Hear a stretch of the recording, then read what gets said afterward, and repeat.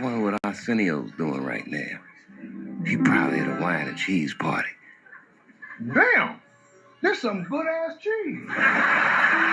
They don't tell him how good the cheese is, he'll be mad. I couldn't even tell me how good the cheese was. Motherfucker, good ass cheese, nigga. You looking at? I was surprised if you bank flipping motherfucker. You should have told me how good the cheese was. I wonder what Arsenio's doing right now. He probably. What's up, fight fans? And we are back at it with another edition here at Round One Sports TV. I am always your host, Round One. How y'all doing out there today? Man, what's up, front line? How you doing in the building? Yes, sir. Front line, how you doing? I dropped the link. How you doing, brother? I'm just waiting for our guest, Keith Cologne, to join us. So while we wait for him to join us, listen, talk to me about some of these fights that you saw this weekend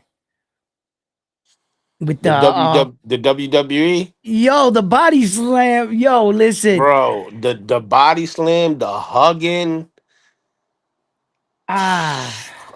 Look, to be honest, to me, in my opinion.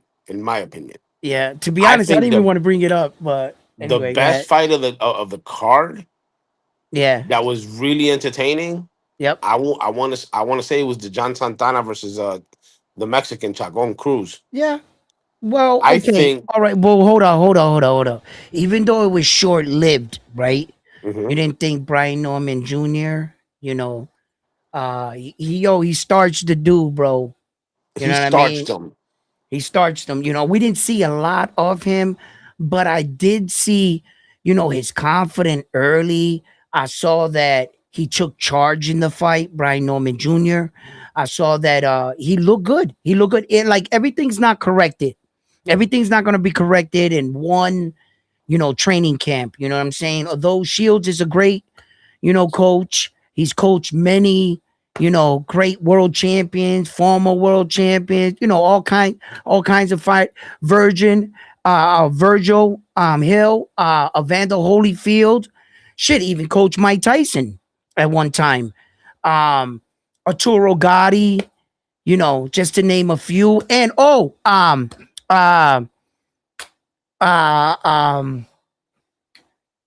what's his name? Freaking David Morrell.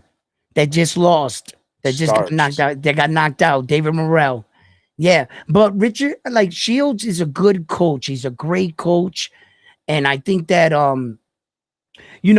he doesn't really have to change Brian Norman Jr. You don't gotta change him. Nah, you just gotta fine him up. Fine tune him. That's almost it. Like a guitarist. You give him a guitar, exactly. You just tweak. Yo, he looked that jab looked fast, bro. Yo, his jab, his aggression. Yeah.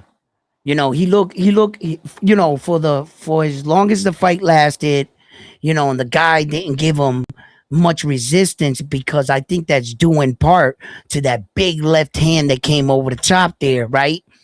And he stunned him, and it was all downhill from there.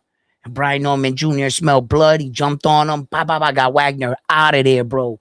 And it was like, it looked like Wagner was overwhelmed, and it looked like he checked out the fight. He started complaining about his shoulder, remember? He started going, oh, my shoulder. Like, what the hell did you do to get your shoulder injured? Like, he hit you in the head, like, right? So, I think he checked out quick. Yeah, I think he was outgunned, outmatched, and he looked bewildered, to tell you the truth. I think that Brian Norman Jr. just shut him down and proved that he's on a way different level. Now, as far as fans going crazy and saying, yo, Brian Norman Jr. should rematch Devin Haney. Off what? Off that? No, hell, not you yet. You want him to go? Are you guys okay? Nah, wait, whoa. Look, Brian Norman Jr. is hella young. We got to remember this. What is he, 23 years old? He's like Xander's age? No, he's a little older. I think he's like 25. No, he's not. Wait, hold up. Whoa. You got it or I got it? I'm going to look it up myself. What, did he age overnight?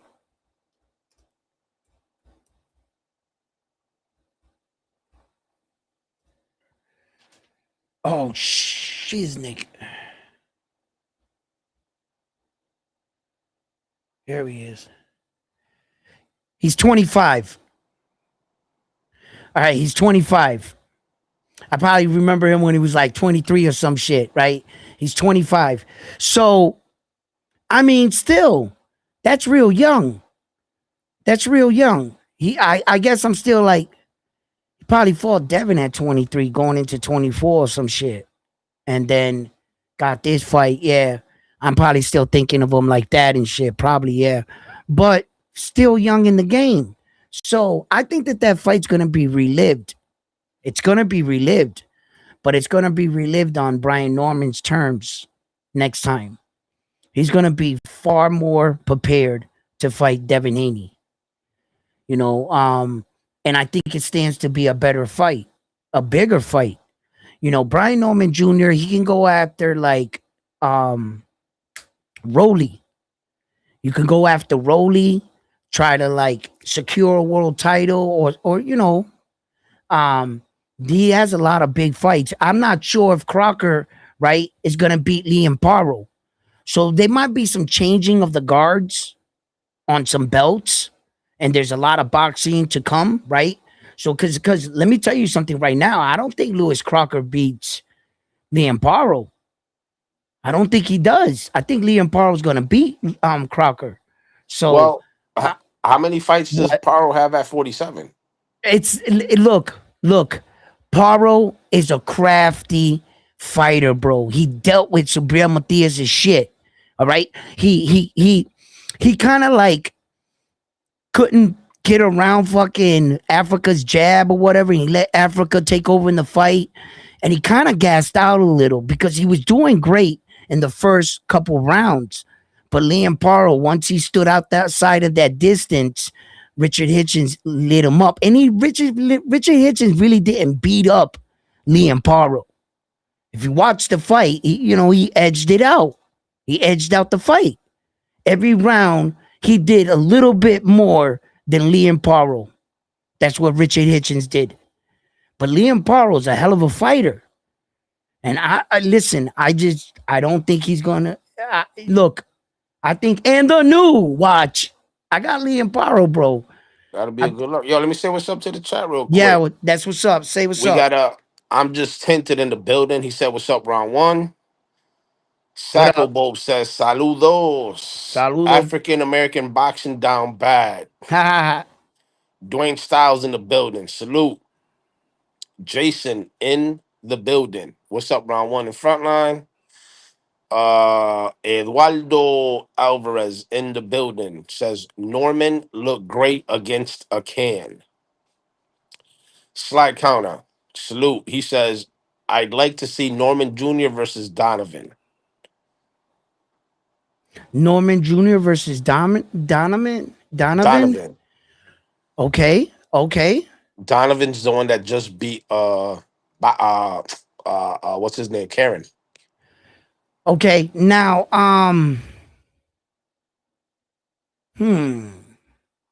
not bad. Not bad. That'd be a good fight. Now that Yeah. I think about it. Yeah, not bad. Yeah. Uh-huh. Now remember, you're in the rebuild process with your fighter, Brian Norman Jr. He's getting to know his coaches, the way his coach works, what his coach wants him to do, what his coach believes he can do, and to get Brian Norman Jr.'s confidence level to the point back to championship status. That's Shields' job to do. Now, we're in the rebuild. No rush right now, no rush. But you got to keep him active. You got to keep him. He didn't suffer any injuries, no cuts, no damage. Let's get him back in the ring. Why not? 3-4 months, he should have another fight. Start working it out. If you're going to rebuild him, we knew what this was. So when I see this happen, what? What? Am I surprised? No, that's what you're supposed to do. The worst thing is that you go in there in the ring with a guy you're supposed to beat and Zach and get knocked out. That's worse. Wouldn't you Shots think? at Morrell.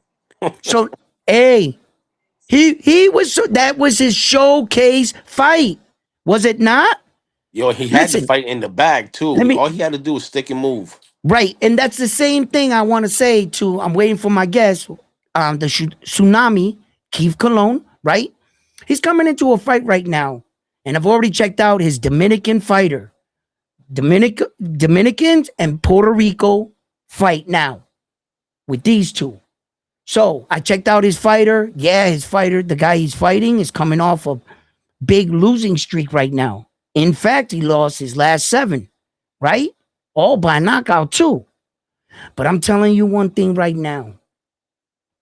You can never underestimate a man's will or hunger.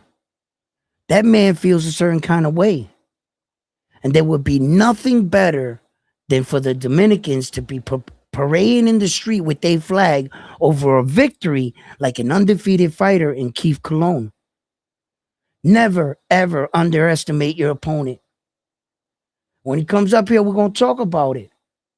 Take this man serious because he's standing in the way of what you want to be, a world champion.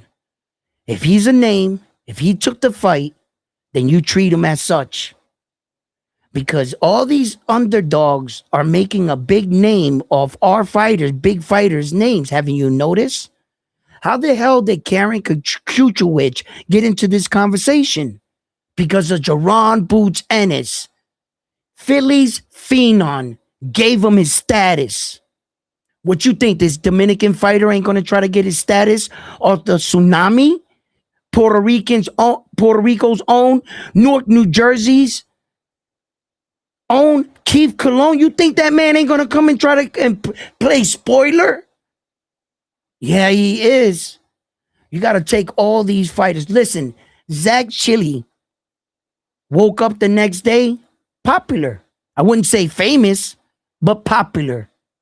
Yes, he did. How'd he do that? Off Morrell's name. You better stay sharp in this game because there's sharks in them waters. And at any given time, there's a very unknown out there saying, I wish you would sleep on me. What almost happened to Abdullah Mason? Didn't that Dominican fighter drop him twice in the fight? Oh, the Chia Pet dude? Yeah. Yeah. Did he almost shock all of you? You better be careful. When you sign on that dotted line, you better not be lazy. Like David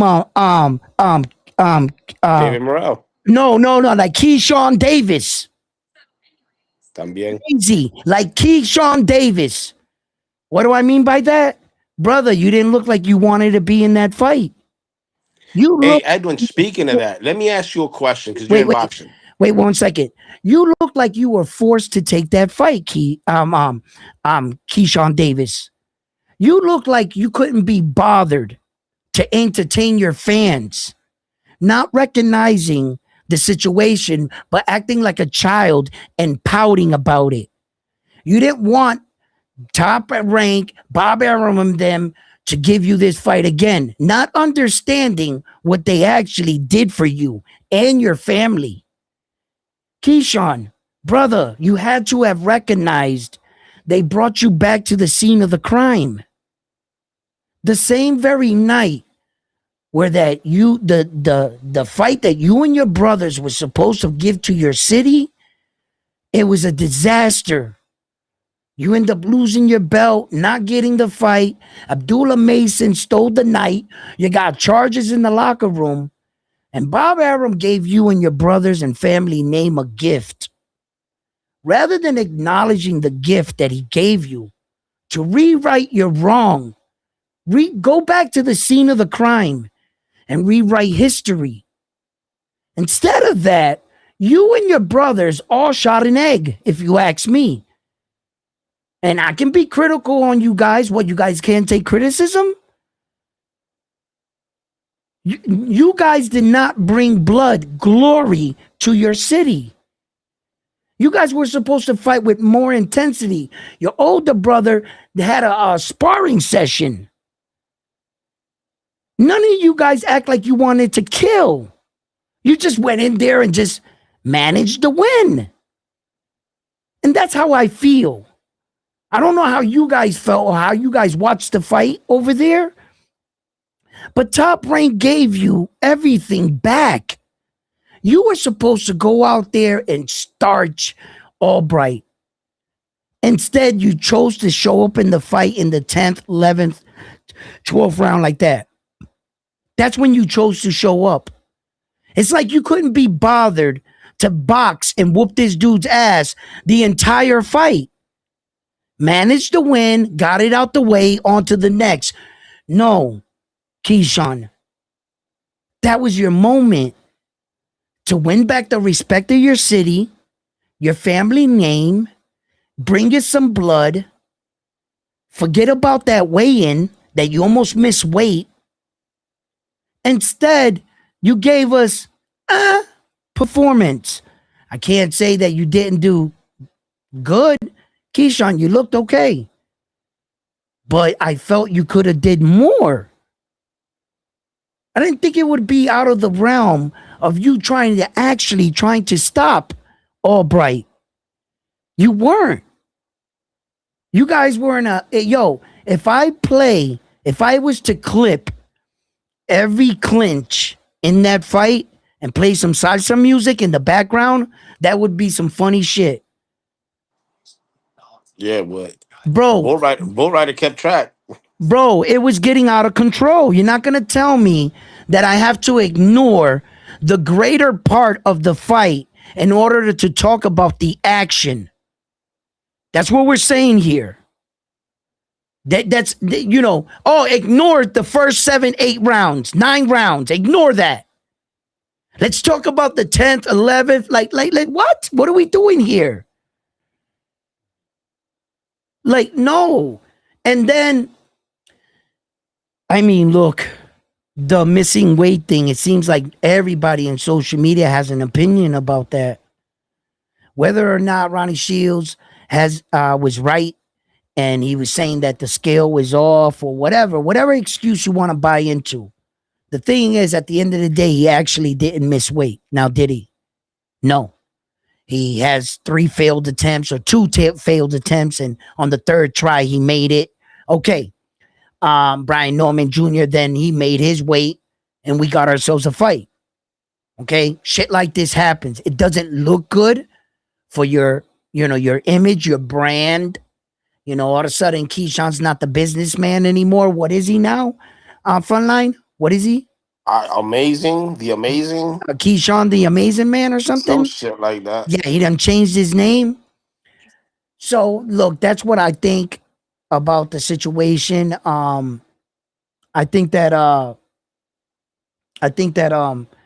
Keyshawn could have did more. That's all. But overall, he got the win. Now he beat Nair Albright, so he can put that in his win. As me and Two Tone went at it today on the Boxing Voice about where we place Keyshawn Davis and how fast we're fast tracking him, and so forth and so forth, right? And only having 15 fights or so, Keyshawn Davis, that they feel that they're talking them up with fighters like Devin Haney, which in fact that we should be allowing him to grow as a fighter. I don't think that, it's one of those cases where you saw Edgar Berlanga and he quickly took, star status and went from a mid-fight, a real mid-fight, a real C-class opponent to Saul Canelo Alvarez. They fast-tracked him. And it wasn't, for getting a moral victory, that it wasn't, it didn't work out too much in his favor. And whether or not we buy into the notion that maybe he really wasn't that good and Hamza showed that. And I don't want to dig into the gloves gate scenario, but he lost. And it kind of gives these fighters a false sense of where they're at or where they should be. Keyshawn got to go through the gauntlet, I think, where that a fighter really shows and showcases his dominance and rise to championship. Keyshawn has been on social media and he said a lot of things, man. And it's not going over too well with fans when you're starting to say, I don't want to unify because I don't want to pay extra sanctioning fees. And you're like looking at him like, then what the fuck are you fighting for? You just what? You want to use one belt just to use the status as a champion and say that you're the greatest? You don't want to prove that by securing all the belts or as many belts as you can throughout multiple divisions? Isn't that what your big brother's doing, Shakur Stevenson? So, I mean, Keyshawn, like, what are you gonna do now? And you can't even make 140, so they want him to go up to 147, and you guys think that that's a good move? He had one fight basically at 140 at the new weight division, and he already can't make that weight. Like, I don't know. I don't know. I Shout don't out to know. Jose in the building. Says, what up, round one? Frontline dímelo, hermano. All right. I got Key. I got a message from Keith's dad. They coming on at 8:30. So they'll All right, be on at 6 more 8:30. minutes. Yeah. Yo, TD in the building. Thomas says, what's up, round one? Salute, bro. Frontline salute. Bull Rider in the building said, what's up, fellas? Vincent in the building. Salute, round one in chat. Mr. Caffeine in the building. Salute. Keyshawn is one bad decision away from being unmarketable. Wow. We were talking about that too on the Boxing Voice today. And when you're doing that, like there was a little thing going around that people were saying that he was doing this on purpose, right? That Keyshawn was missing weight because Ryan Garcia made this a thing. And I said, hell no. Hell no, I don't believe that. Whose idea was that? Because the promoters won't make you a main event. They won't. Who the hell, what promoter is going to gamble all this money on you and you miss weight? You're not a professional. Or that now the guy pulls out in the fight like Edwin De Los Santos did. You don't even got a main event now. And then you come back eating popcorn. Then you fight in the hallway. What? And now you're missing weight again? Then you got a fight overturned, right? Because smoking weed. Not once, but twice. So throughout his career, when you look back, they're going to remember all this shit. And you mean to tell me the top promoters want to gamble on you? It's not going to look good for your brand. That's like shooting yourself in the foot. Hey, let's miss weight to add some controversy. What? Bro, your stock just lowered. You better thank God you made weight. All the rumors started circulating around social media saying he missed weight by 2 pounds. It was like two low, 0.2. 2 ounces. Yeah, it was little thing, right? So, all you had to do is run on the trend. They exaggerated, and all the criticism started coming in on the young man. So Keyshawn is that wasn't a ploy. Something was off. Somebody was trying to trash his name. I think they're gonna try to take him to Zuffa. What? Let me ask you something. What? Because you study boxing and you do film study and shit like that. Yep. And you know the dedication that it takes to be a full-time boxer. And you Correct. know that most of these boxers have a full-time job Most and of them. train. Most of them do, and then they train when they can to get into the ring. Now, Right. all that being said, if Nahir Albright had a full camp, remember, he's a nurse with 12-hour shifts. So he doesn't really have much time to train. And he's still a tricky fighter. That being said, with a full camp, I think he beat Keyshawn. I'm sorry. I think he would beat Keyshawn with a full camp. There's that moment in a fighter's career sometimes, unless your father's some former world champion, and you had the ability or the benefits of that, you know. Um, but if you didn't and you were getting it out the mud and you were going to school or working, there's a lot of people behind the scenes pushing some of these fighters, and thank God for those kind of people, good people in your corner. You're gonna need that, you know. And sometimes some of these fighters are scraping by, but when you can get to that point where one fight gave you enough money to quit your day job and become a full-time fighter, man, I bet that feeling is amazing. You know, you tell your boss, yo, this is my last week. I'm locking in. I could be a fighter. And you bet on yourself. There's been many, many fighters that have done that. And I can't think of a better, look at that guy that fought Shakur Stevenson, Josh Padley, right? Yep. He was a electrician or plumber or whatever he was. I think he was an He electrician, was right? an electrician. He was able to quit his job and take on boxing full time. Boxing. Why? Because Turkey loved his story and his passion and his dedication. He saw it. He said, "You would be a better fighter if you can come be a fighter full time." Turkey said, "Here, go do that. I hope you don't be lazy now. You know." Hey guys, So, if y'all have any questions for Keith Cologne, put them in the chat. We'll be more than happy to answer. Ask him for so he can answer. hmm Kermud Curmudgeon says, "Let me get De La Celda versus Keith Cologne." I don't know who that is, but I'll definitely look it up. Vincent says they laid an egg on the first event on the zone. He's talking about Top Rank. Bull Rider says Keyshawn, hold on, Davis is trash. Keish. Jason says Keyshawn wants to be in the WWE over here, body slamming dudes in the boxing ring. Sackle hmm says K Davis super overhyped. They're all K Davis, so I'm assuming you're talking about all three. I'm just someone in the building. Salute round one and front. hmm You could ask Josh Padley, says Mr. Miyagi, whatever that means. I mean, that was the. I think he typed it before I got to Oh, it, and then okay. And I I didn't, and yeah, I didn't, yeah. yeah, and I probably and then he's heard me say them and shit. But yeah, man, um, there are a lot of fighters that are still employed, absolutely. And there's a lot of people behind these fighters and helping these fighters along to achieve their dream. It's just not all fighters have that ability like Connor Ben or Chris Eubank Jr. type shit. And no shots to them. Yo, we got our guest Keith Cologne in the building. Let me bring him up. All right, all right, all right.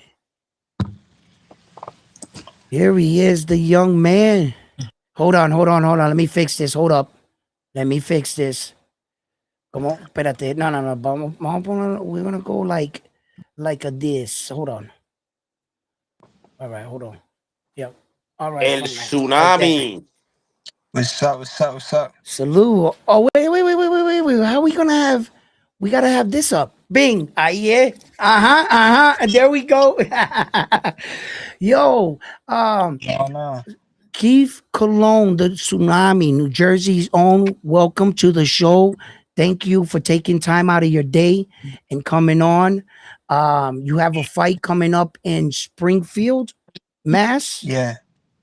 You Right. know much about your opponent? Um. Nah, not too much. He seemed like he a tough fighter, but like, not too much. It's still early on in camp. Just getting things rolling. I'm sorry. Yeah. Same old, but not too much. Like, not too much now. Well. You are headlining this card. It's your Yeah. first headlining event. Congratulations. You have come a Thank you. long Thank way. I actually wanted to play a clip before we got into like talking to you and all the fans. Um, want to have a lot of questions. So if you guys have any questions to ask them, get your questions in. But I wanted to ask you about something. I wanted to show you something first. Hold on, we're gonna have to go here first. Let me pull this up. And I want to ask you, hold on. ¿Dónde está? I think it's no. Okay, right here. Espérate un momentito. I want to ask you about this right here. What was this about right here? And walk me through this. Hold on. I wanted to blow it up too. Hold on, right here. Bam. Let's see if we can get that bigger. Right here. Boom. Walk me through this right here. Oh, what the hell is that, Keith?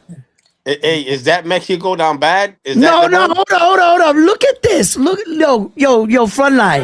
Yo, front line. Look. Oh, damn. Ay, ay, ay, ay, ay, ay, ay, ay, ay. Damn.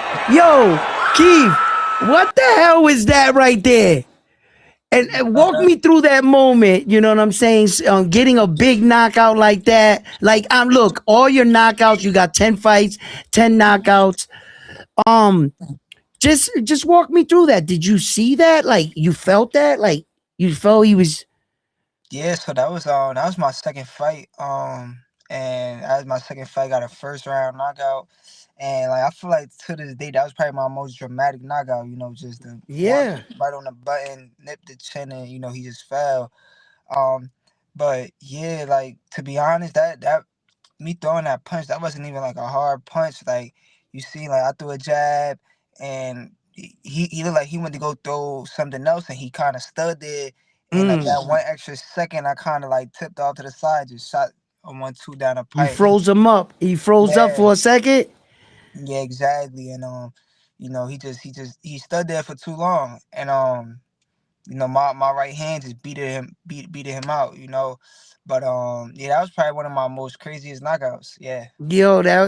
I was looking at that today. I was looking over some highlights, and I was like, yo, I might ask Keith about this one right here. I was like, bro, you laid him out. Look, Yeah. uh, there's a you know there's a lot of big fights right now coming up, and what I have you here, and before I get into an interview with you, I noticed you had a lot of fights in Philly and Uh-huh. Philadelphia, and I wanted to ask you about Xander and Jerron Boutsinis in that fight, and how'd you see that fight playing out? No I feel like it's bullshit gonna be a either, good fight. Keith. No bullshit either. We want a raw Nah, I feel answer. like that's gonna be I feel like that's gonna be a great fight. A great Yeah, I fight. feel like that's gonna be a great fight. Xander, he young, he tough. Uh, yeah, Yeah. I feel like Xander, him being young, and him not having any losses, that's what's gonna make for a great fight. Boots, he gonna make it tough, but Xander, I don't feel like he gonna let up. So I feel like the first 6 rounds is gonna be a great fight, and after I feel like after the first six, that's when one of the two is gonna pull away. You're gonna see like the levels change. But as far as Mm, who I got to win, I don't really care. May the best man win, man. That's okay. you know Respect. Boots and Bozy, we go up there. I got a lot of love for them. And Mm-hmm. Xander, Puerto Rico, Mm-hmm. was nothing but the best for him. And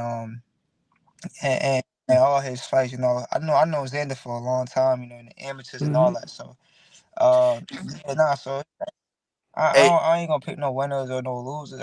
But I feel Right. like it's gonna people not giving Xander enough credit. They feel Okay. like, oh, he's still young, this and that. But the thing is, yeah, he young, but he don't got no losses. No, nobody just gonna lay down. You feel me? Like Mm-hmm. they hey, gonna go out hey, and they shield no hey, matter what. Keith. And I feel like Thomas is in the he got enough building. skills, Oh, my bad. to also show some signs of success. Right. What's up, frontline?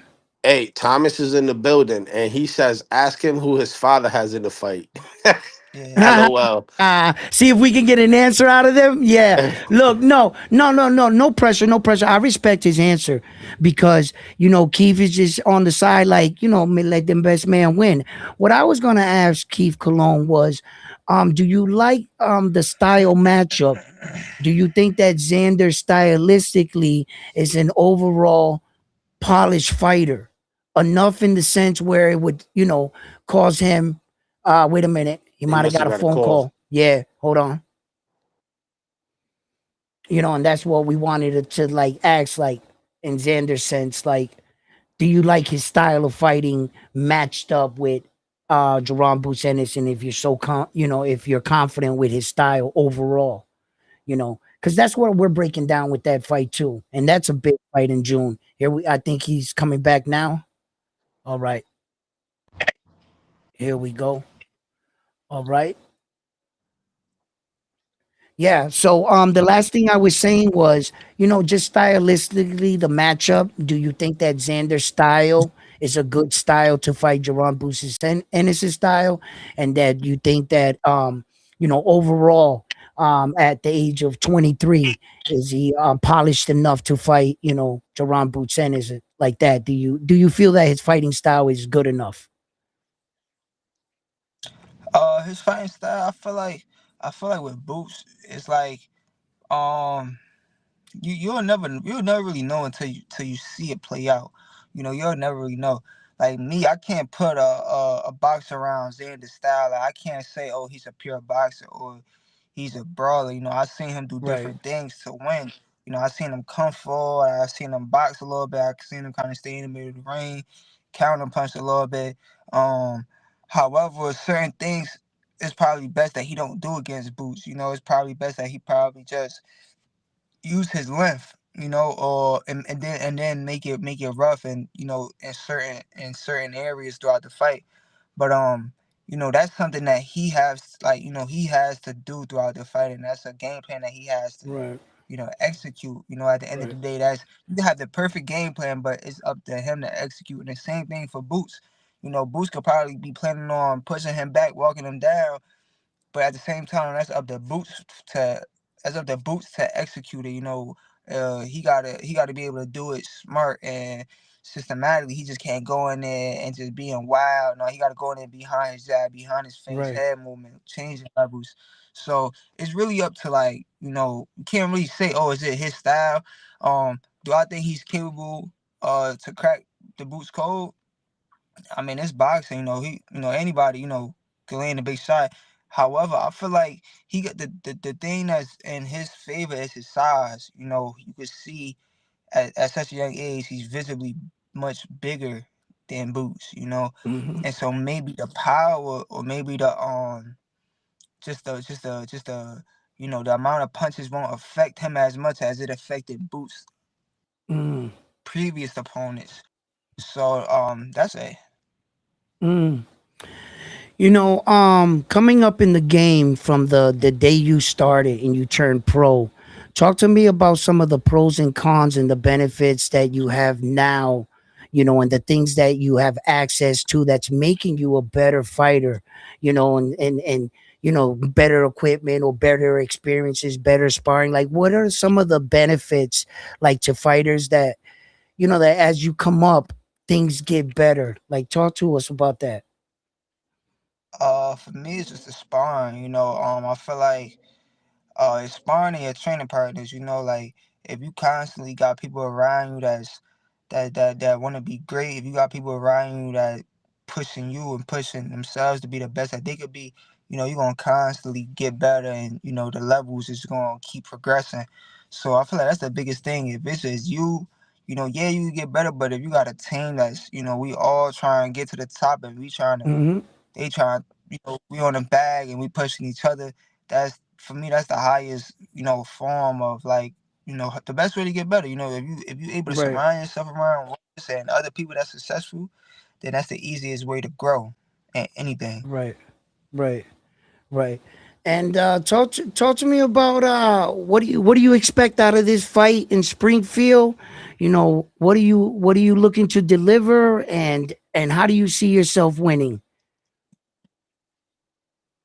I feel like it's gonna be a nice fight. I feel like this fight right here, you'll probably see another dramatic knockout. This opponent that I saw, he looked like he's coming with like some big wild shots. He looked like, he's coming, to, like, I gotta be alert throughout the fight, and Yes. for me, I appreciate that because that's what I want. I want to stay alert, and that's what's gonna bring the best out of me. And Right. as a result, another spectacular knockout like everybody want to see. So, that's what I'm looking for. That's how I envision everything playing out. Right. I envision these types of things. Mhm. We were talking about this just before you came on, me and Frontline, and we were saying that a lot of hereditary and unknown fighters have made a name for themselves. The reason why we know Karen Chichuki is because of Jerron Boots Ennis, and Zach Chili Yeah, just knocked out, what I'm saying, um, David Morales. So um, I think that a lot of fighters, young fighters, always have to stay alert and watch out for these hereditary guys that are wanting to steal their spot at the next step in boxing. You always got to treat these guys serious. You know what I'm saying, and take these guys, like they're in your way. This guy is literally yeah. in my way from me achieving my dream. So always take him as a threat. You know, um, So uh, I think that you're approaching this fight in a good mindset, and I can't wait to see you there on June 19th. I'm gonna go down to the fight. I'm gonna be there with you. Um, I hope that I can get in back to the lockers and everything and film you every step of the way, because I this will be a real experience for me too as well. And also, like, seeing you in action for myself for the first time. I can't wait for that. Watching a fighter live, it's one thing to watch a fighter on TV, but I can't wait to watch you live, you know. And Frontline, Yes, sir. you got any questions for Keith? You know I'm coming in hot, right? Why you always coming in hot? Oh, Well, huh? first of all, I want to congratulate Keith. I heard you're graduating this week. Oh, Oh, he must have got another call. oh, He he's right there. froze.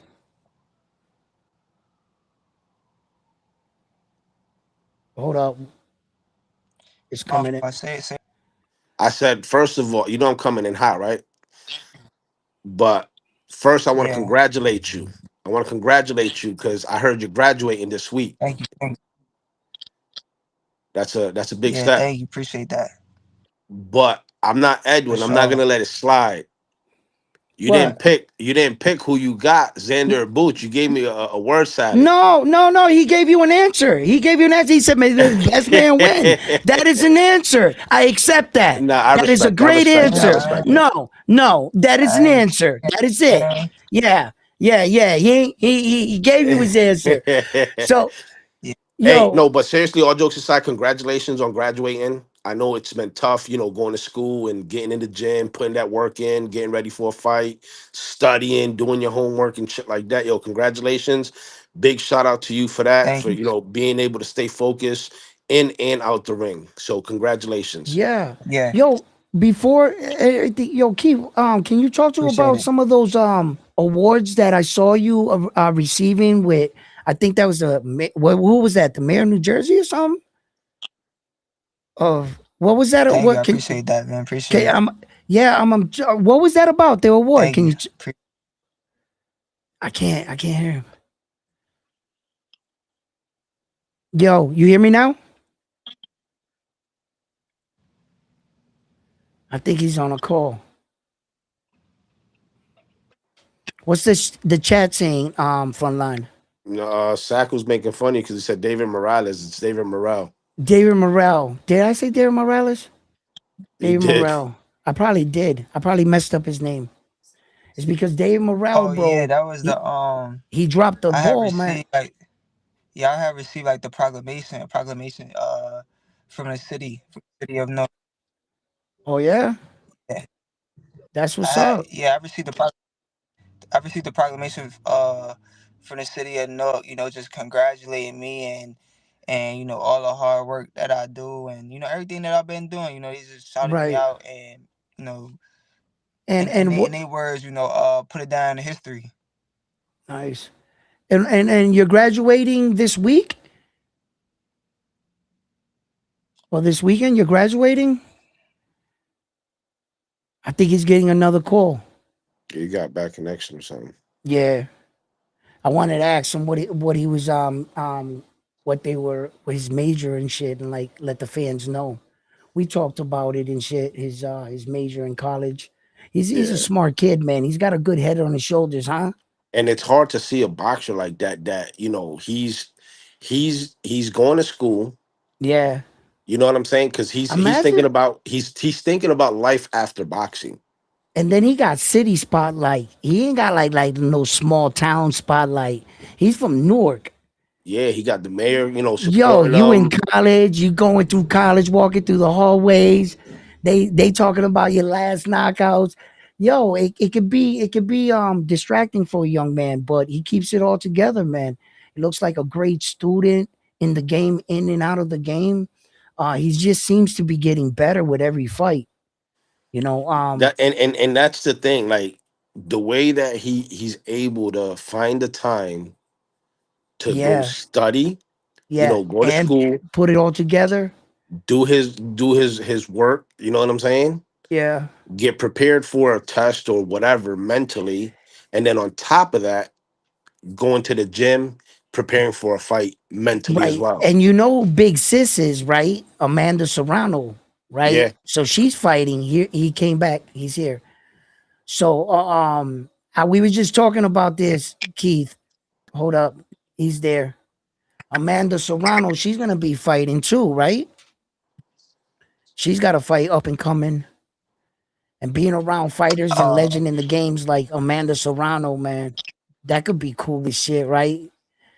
Keith, like, you have a great yeah, for sure. relationship with her, right? Amanda? Yeah. And Yeah, yeah, yeah, for like sure. having her around in your corner. Hmm? Yeah, yeah, no, it's always great to have a person like Amanda, in my corner and supportive. That's a big blessing. And she's been around for years. Before the Right. Katie Taylor fights and before the MVP signings.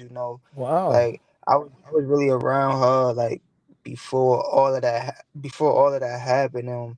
And around that Right. time I was like still in the amateurs. So Mm. for me to see that, it's just always telling me like, look, your career isn't over until you stop fighting until you retire. So Right. always work hard, always continue to be better, always just have faith and just have great people around you. Mm-hmm. Hmm. No, man. A lot of these young men and these fighters don't always have. Me and Frontline were talking about it. The ability to fight full time. Some of them have jobs or go to school. And to have the right people and mentors in your corner to guide you through a lot of this process in boxing. Amanda Serrano. You know, that's a big one right there. And she has a fight coming up. I'm not gonna, I know who you got in the fight. You got Amanda, Yeah, of absolutely. course. So I also noticed, I couldn't help but notice, and I wanted to ask you this. You seem to have another fight scheduled in August that it keeps coming up. Yeah. What's the deal with that? Like, if this fight goes through, is that maybe it, doing part that if anything happens or your opponent pulls out, is it a backup or is that fight real too? No, yeah, that's a real fight. That's just something that we got scheduled after this fight. Um, yeah, it's a lot, but yeah, no, Okay. that's definitely a fight. Yeah, it's definitely a fight. That is not like a backup or anything. Is I got this fight and then that fight scheduled in August. Nice. Yeah. Uh huh. So you're staying active and yeah. So you will be back in the Yeah, ring fast and keeping yourself active until you get the fights. Unfortunately, man, we couldn't get you on that Xander card, man. I would have loved that. That would have been a big yeah, day and everything. But you got June 19th, man. You know what I'm saying? We're gonna have Puerto Rican parade right around during those times and everything, man. It's gonna be a big night, a big fight month for Puerto Rico. You know, for um, sure. and I expect, like I said, man, I can't wait to see you live there performing.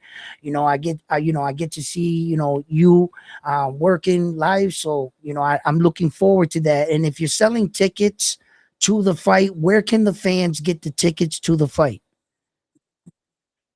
If they got me on Instagram, or if not, they could just call the number 973-388-9080, and the tickets would be like delivered, right to them wherever they are, whether it's in Massachusetts, New Jersey, New York, PA. We'll get the tickets to them for sure. All right, yeah. So you guys heard that. You guys got the numbers. If you guys are interested or in the Springfield area or looking to travel to come out to see a great fighter with 10 fights, 10 knockouts. He's very exciting. As you see, I played that knockout.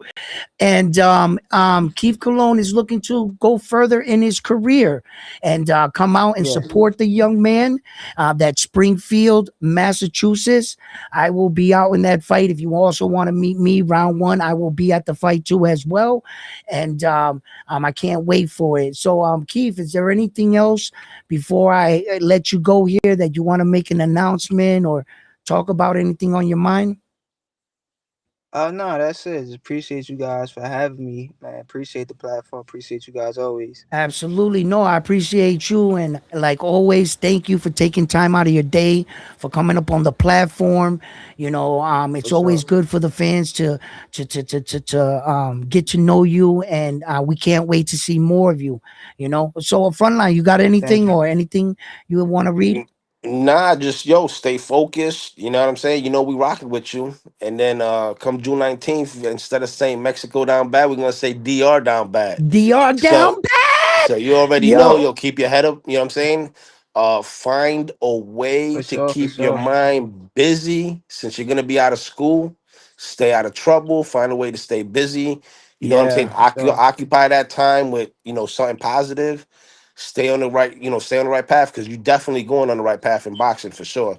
You got yo, supporter here, you got Appreciate it. plenty of supporters here. So you know what I'm saying? Stay on the right absolutely. path, yo. Keep your head up, and you know what I'm saying. Good luck on June 19th. Let's see a spectacular knockout. So Yeah. DR could be down Appreciate bad. that. Absolutely. Appreciate that. Listen, yo, Keith, stay focused. It's summertime. Look at me. I'm sweating. I got a fan on me here. I got another one up here. This room is hot as hell. Them girls is dressing less out there. You know what I'm saying? Every time yo, después que la crían, la holcan, right? Listen, all winter. Yeah, I didn't see all Yeah. that. And then, yo, stay focused, my man. You know what I'm saying? Hey, yo, Keith, it's always a pleasure. For sure. Thank you for coming by, stopping by, and sharing your time with us. I can't wait to see you June 19th. And um, on to the next one, man. All right. Sure. Appreciate y'all for having I me again. appreciate it. Peace, man. Peace. Peace. Yo, Keith is gonna do big things, man. And he stays the course, he stays focused, man. Sky's the limit for the young man. For Yo, sure. Frontline. I asked him, that fight is real It is real. for August. It is real. It's a fight in Maryland, I think, if I'm not mistaken. Yeah. So he's already got this fight right here, and he's got another fight going to be on the schedule. So it's going to keep him active. He's got to get some of these guys, some of the mid level guys in the ring with him. See, this is the toughest time in boxing, too, because every coach is thinking the same thing for their guy. They don't want to sacrifice him or mess up their guy, in a tough fight or a 50-50 fight because it could halt your career. You know what I mean? But Keith is about that smoke. He don't give a fuck. He's like, listen, he's trying to get these fights, but he's also trying to get the eyes and the attention of the boxing world. So if you're interested in this fight, please guys, call the number. They'll send you out the tickets. Um and I will be there in Springfield and I want to see him in person. I want to see what he looks like, how he moves, and it's nothing better than watching a young man rise to the ranking in boxing and watching him become a world champion, like Abdullah Mason. Look at the situation Cormel Moulton finds himself in now. Isn't he still in jail or something? I think so. I I don't think even know what Cormel. happened there. Listen, look, you got to stay focused, man. You got to stay. Yo, Cormel he went from like a hot, flashy thing to like, where the hell is he? And fighting on these streaming networks. And Floyd, man, I'm sorry I called it. Floyd wasn't good for him. It just wasn't. Yeah. Everything that shines ain't. So some of these fighters got to learn these valuable lessons. I think that Keith Cologne got a good circle around him. His head coach, really got him But the one thing is, it's good to have a great talent, a good fighter and stuff, but Keith is this type of fighter that he was born to fight. Keith, he understands things about fighting. It would take years to teach some of these kids to doing some of the shit he's doing. Now, sharpening them up, getting them better as a fighter, but you could see he reads things and he understands body movement, the body language. He talked about it in an interview, talking about Shakur Stevenson, what he learned about sparring with Shakur Stevenson, Keith Cologne. And he was saying that the reason what made Shakur Stevenson so good, and he was already blocking your shot before you did it, because of the possibilities. See, you only have two hands. And if you stand on one side, what are the possibilities you swing across your body?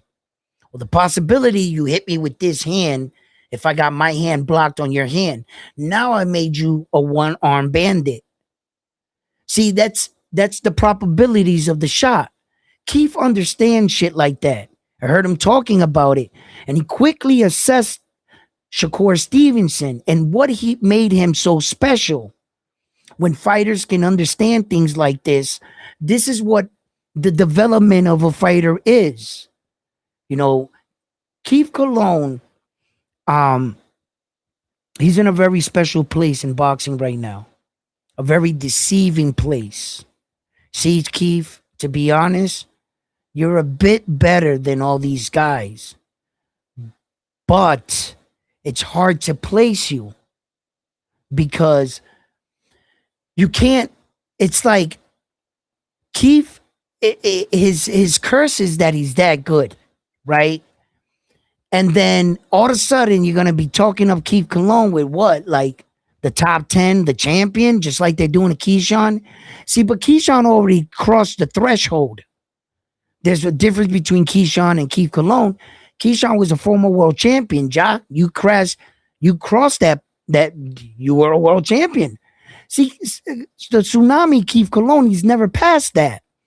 So to grade him, it's tough because what's supposed to be giving him problems, he's walking through them.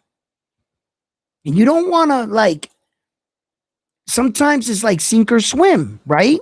Okay, we got there with. And the funny part is, Edwin, that the competition keeps going up. People just don't it keeps going up. It keeps going up. He's going to keep beating on these dudes. Yeah. Because he's ahead of the curve in his group. Right. In his group, not amongst everybody else. You can only judge him where he's at. He's here. As far as his peers, with 10 fights, everybody with 10 fights, where is he? How everybody else that got 10 fights, do they got 10 knockouts? No, and they're further behind too in competition. Okay, so that's where you gotta grade him within 10 fights. We can't talk him up with all these other no. And he's proven to be a lot better than the top 10 fighters in the world. You understand? So I don't. His management, that's their job. I'm not going to tell them. I suggest keep bringing them along. That August fight is real. I didn't want to talk about the promoters that he's fighting the card under and their situation because there's no need for that.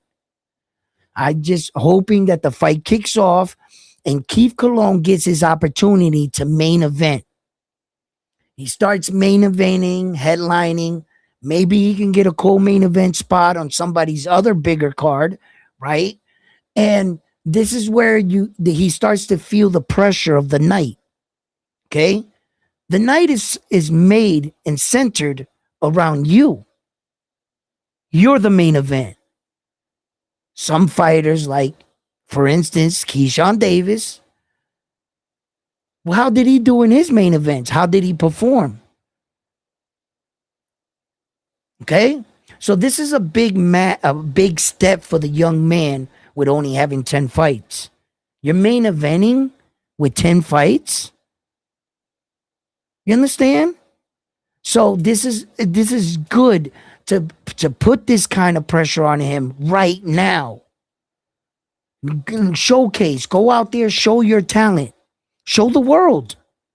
And remember, at the top of that card's name says Keith Cologne, baby. That's what that says. So let him develop. Let him. And like, look, the August fight is already. Remember when What I would Abdul like to see though, what I would like to see him get rounds in and work more on, the longer distance of the fight right? versus trying to get the knockout. And I know he tried that his last fight, but it was too easy Fuck for him. it. I don't care. I don't. I Yeah. No, really. I don't care either. I You know, mean, I would listen. like. You know what? You know what? Check this out. Check this out. Right. Tell you what. He'll get the rounds in. They just might be in sparring because all that work he did in sparring It's to paying prepare for off. this guy. You know what I'm saying? What you do in sparring, right? It's 10 times always worse than the battle itself. So the Right. day on fight night is like a walk in the park. That's what you're supposed to do. You're not supposed to hold yourself back to please someone else when in actuality, what you wanted was the knockout for the fans. So at your job, it might be short lived. Fine. Pack him the fuck up and get him out of here.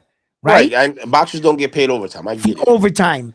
So the work he's going to do anyway, as long as he actually puts in the work on the day he fights, hopefully it shows. So I'm going to tell him until there's a man good enough to earn that, to make me go longer, well, then you're going to have to earn that. I'm not going to give it to you. Don't ever go another a few seconds, one more round, just to get some work in to make somebody happy to showcase your skills. Yeah, because one punch could change the outcome of the That's fight. right. That's right. Stay focused, destroy him, do what you got to do. And I don't want to hear any of that shit because they don't pay you for overtime. Right. Knock him the fuck out if you have to, right? Feel out the fight, do your process, your due diligence. Don't cut any corners. Hey, Don't cut any corners. shout out to Devil Face. He says Charlie Burley, whoever that is, would beat all of these guys in the same night. Okay, never heard of him. Never heard of him. I got to look Uh, him up. the Woo World salute. He says with 10 fights, you're limited to 6 to 8 rounds. Still question mark. I guess he's Right. asking. Right. Well, no. With 10 fights, there has been fighters. There has been fighters that came out from the amateurs, went into boxing, and went into 10-round fights. Their first fight was a 10-round fight. So it's not a question of, can he go more rounds? It's where he's at in his career. I think that Keith Cologne can go the distance and can go the rounds and stuff. I'm on the more of the line that whoever's gonna bring him out to whatever rounds, they need to earn that. He needs to know he can't fake himself. He can't say, I'm Right. the reason why you're staying around. Right. Because it's not a good way to, that fighters got to step up. And when you do shit, he didn't fall for it. Oh shit, you're a bit more smarter than I thought. And then you get that fight. But that fight has to be earned. For as far as I'm concerned, if he goes out there, do what Brian Norman Jr. did to that dude. That's what you're supposed to do. I want to hear nothing about nothing because no. Just do what you got to do. Now, remember, there have been fighters that fall in love with the knockout. Throughout the course of history, there has been many fighters with big punches and they want to get in the ring and they want to end it. They want to knock people out and they want to get out of there. There's even been fighters that not so much big punchers, but they were just like Teofimo Lopez versus George Camboza. He was just trying to knock out George the whole night and getting beat up. And there's other fighters like, Julius Jackson, big knockout puncher, and he would fall asleep and fight sometime until he freaking knocked the dude out. So sometimes it's a big puncher's curse that they start to rely on the knockout and they stop training more. Dante Wilder. In fact, when you go watch Deontay Wilder's first half of his career, he actually did a little bit of boxing.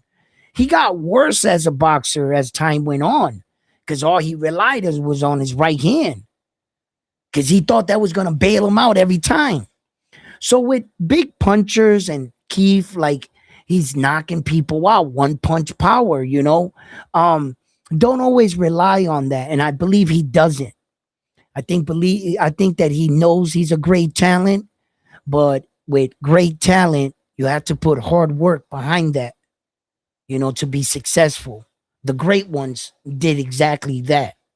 So look, the development of Keith Cologne, I'm watching him closely because that's a fighter that I want to watch grow up in boxing. I want to be there, on day one, like I have been since his first fight. I've been watching him, and I've had him on my show multiple times, fight after fight. He's been on my show, and I believe in him. I believe in him from the moment I saw him. The first thing I said when I saw his amateur fights, wow, he has a pro style. Look how he has his hand in the front like this, and he was walking the dude down, and his elbows weren't out like this, like the amateurs, like rock him, sock him a little. His angle was different, and I was looking at him, his footwork. I like how he cuts the ring too, his understanding of the game itself, boxing itself. So I knew like right away, like I watched him and I was like, oh shit. I knew he was going to be, well, he's going to turn out to be something special. He has a lot of fights to prove that.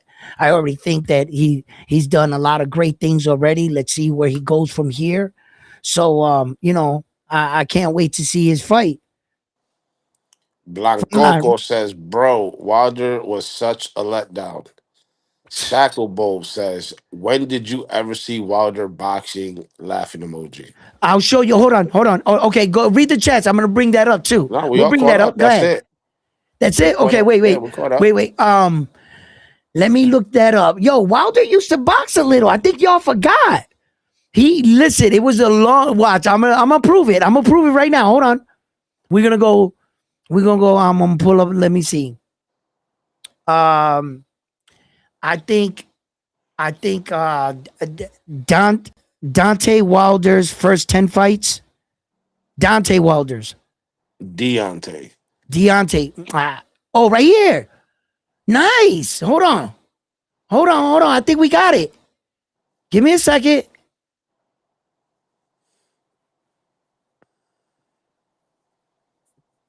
All right. Hold up. Hold on. Let's see if this shit plays. It's buffering right now.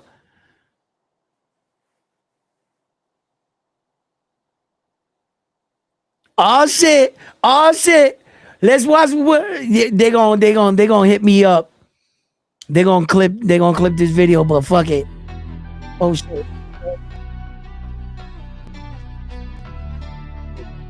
Let me change this.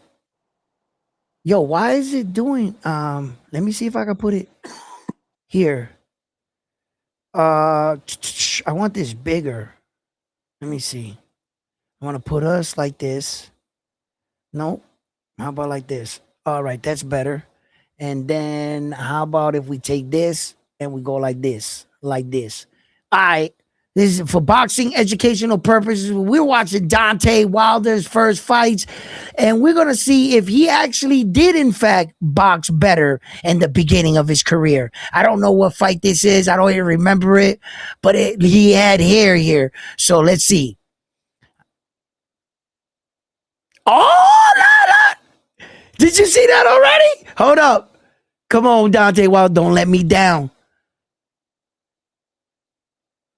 Look at the footwork. But shot to the body? Look, what you mean? Look, oh, look at the flag! Did you see the shuffle?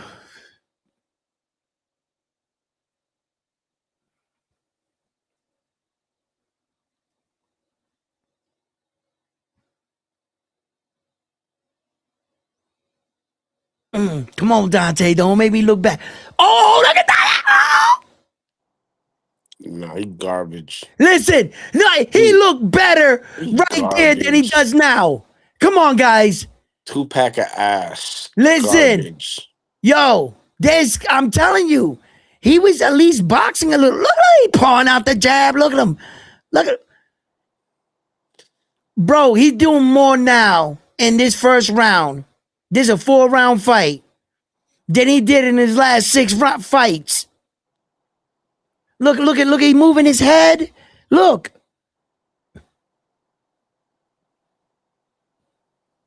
This is probably literally his first fight too. He get a little better than this. But Dante was he boxed a little. He got worse when as he like got like up in his career. He got way worse. Look at Dante Wilder in his amateur. Hunt him down. That is straight ass cheeks. Listen, okay, but that's my point though. You see, Dante Wilder progressively got worse and as a knockout artist. Once he started falling back on that right hand, basically his fights were just him coming at you, getting a running start, and fucking swinging at you. That's all he started doing. He would get like a running start. He would go like skip, and boom, and drop the hammer. Mo Brains, I could agree with that. I could agree with that. He With says what? this is light years better footwork than he has now. Yeah, I could agree. I could agree with that. You see, he was like, he was like, and he was moving his head more, everything. But he was still ass cheeks, though. He wasn't. Nah, bro. Yes, he was, but he got what I believe. He got around a lot of yes men. Yes, champ. Throw the right hand. Poof. Yes, champ. Throw the right hand. Poof. He got around a bunch of yes dudes. That's what I feel because, like, I'm gonna keep it straight, right? Like if he would have kept it gangster and he would have invested in himself, Dante Wilder started training in his fucking house with some coaches and some made up thing, and he was weird like that. He did a lot of weird shit. Dante Wilder. Hey, the Wu wants to know: a complete boxer relies on skills over KO power. Tank abandoned his jab in the Roach fight and was forcing the KO shot. Would you agree? Yes, because a lot of these fighters know they can punch. And then all of a sudden, somewhere in their career, they train a little less, stay in the club a little longer, stay with the bitches for a bit longer too. Then women drain you too. And then, Tank started switching up his game plan. When you saw him fight Frank the Ghost Martin, he went into a high guard and pushed forward, abandoning the jab, just letting Frank the Ghost Martin drain himself because he could see that he was so tense. Everything that Tank did got a reaction out of Frank the Ghost Martin. That by itself was going to drain you. Tank knew he was going to slow down. He got away from boxing because Tank is only trying to find the bottom of your chin with that uppercut because he knows. And that's a spoiled fighter.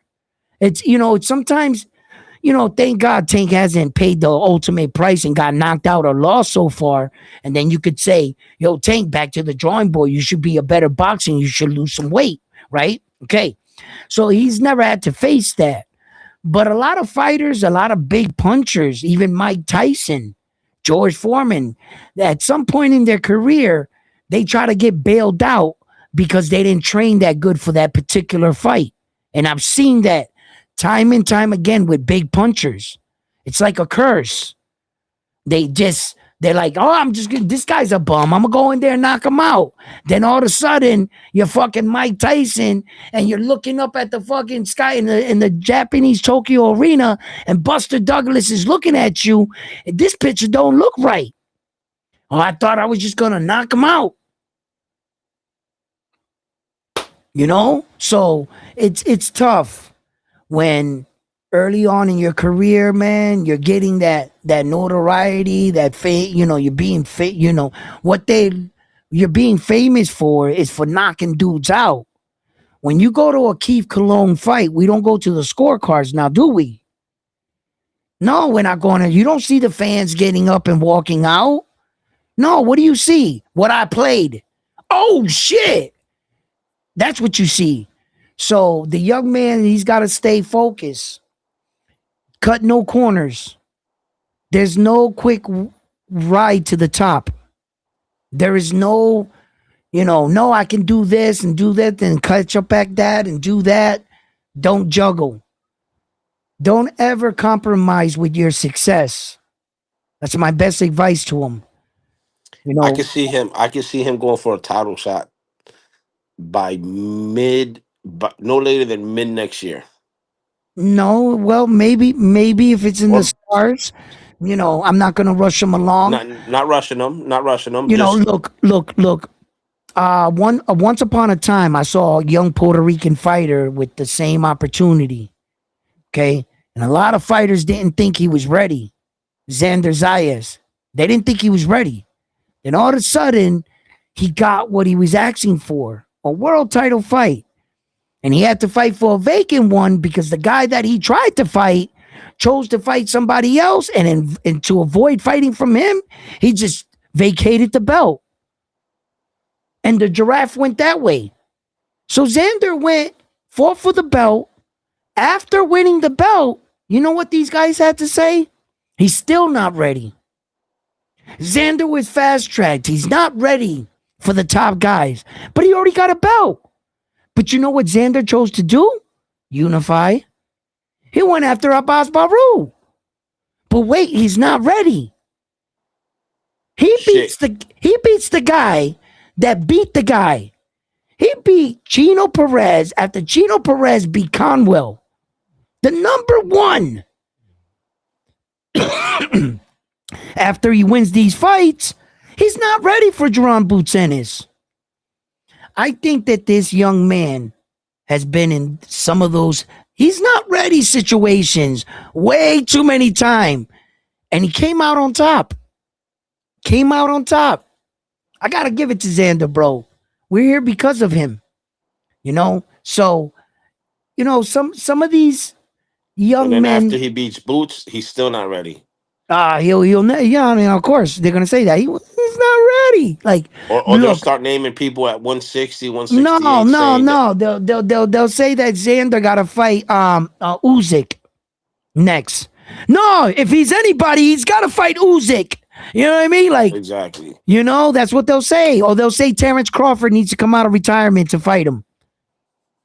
Some bullshit like that. That's what they'll do because that's how fight fans are. They're never satisfied. They think they would be. They're not.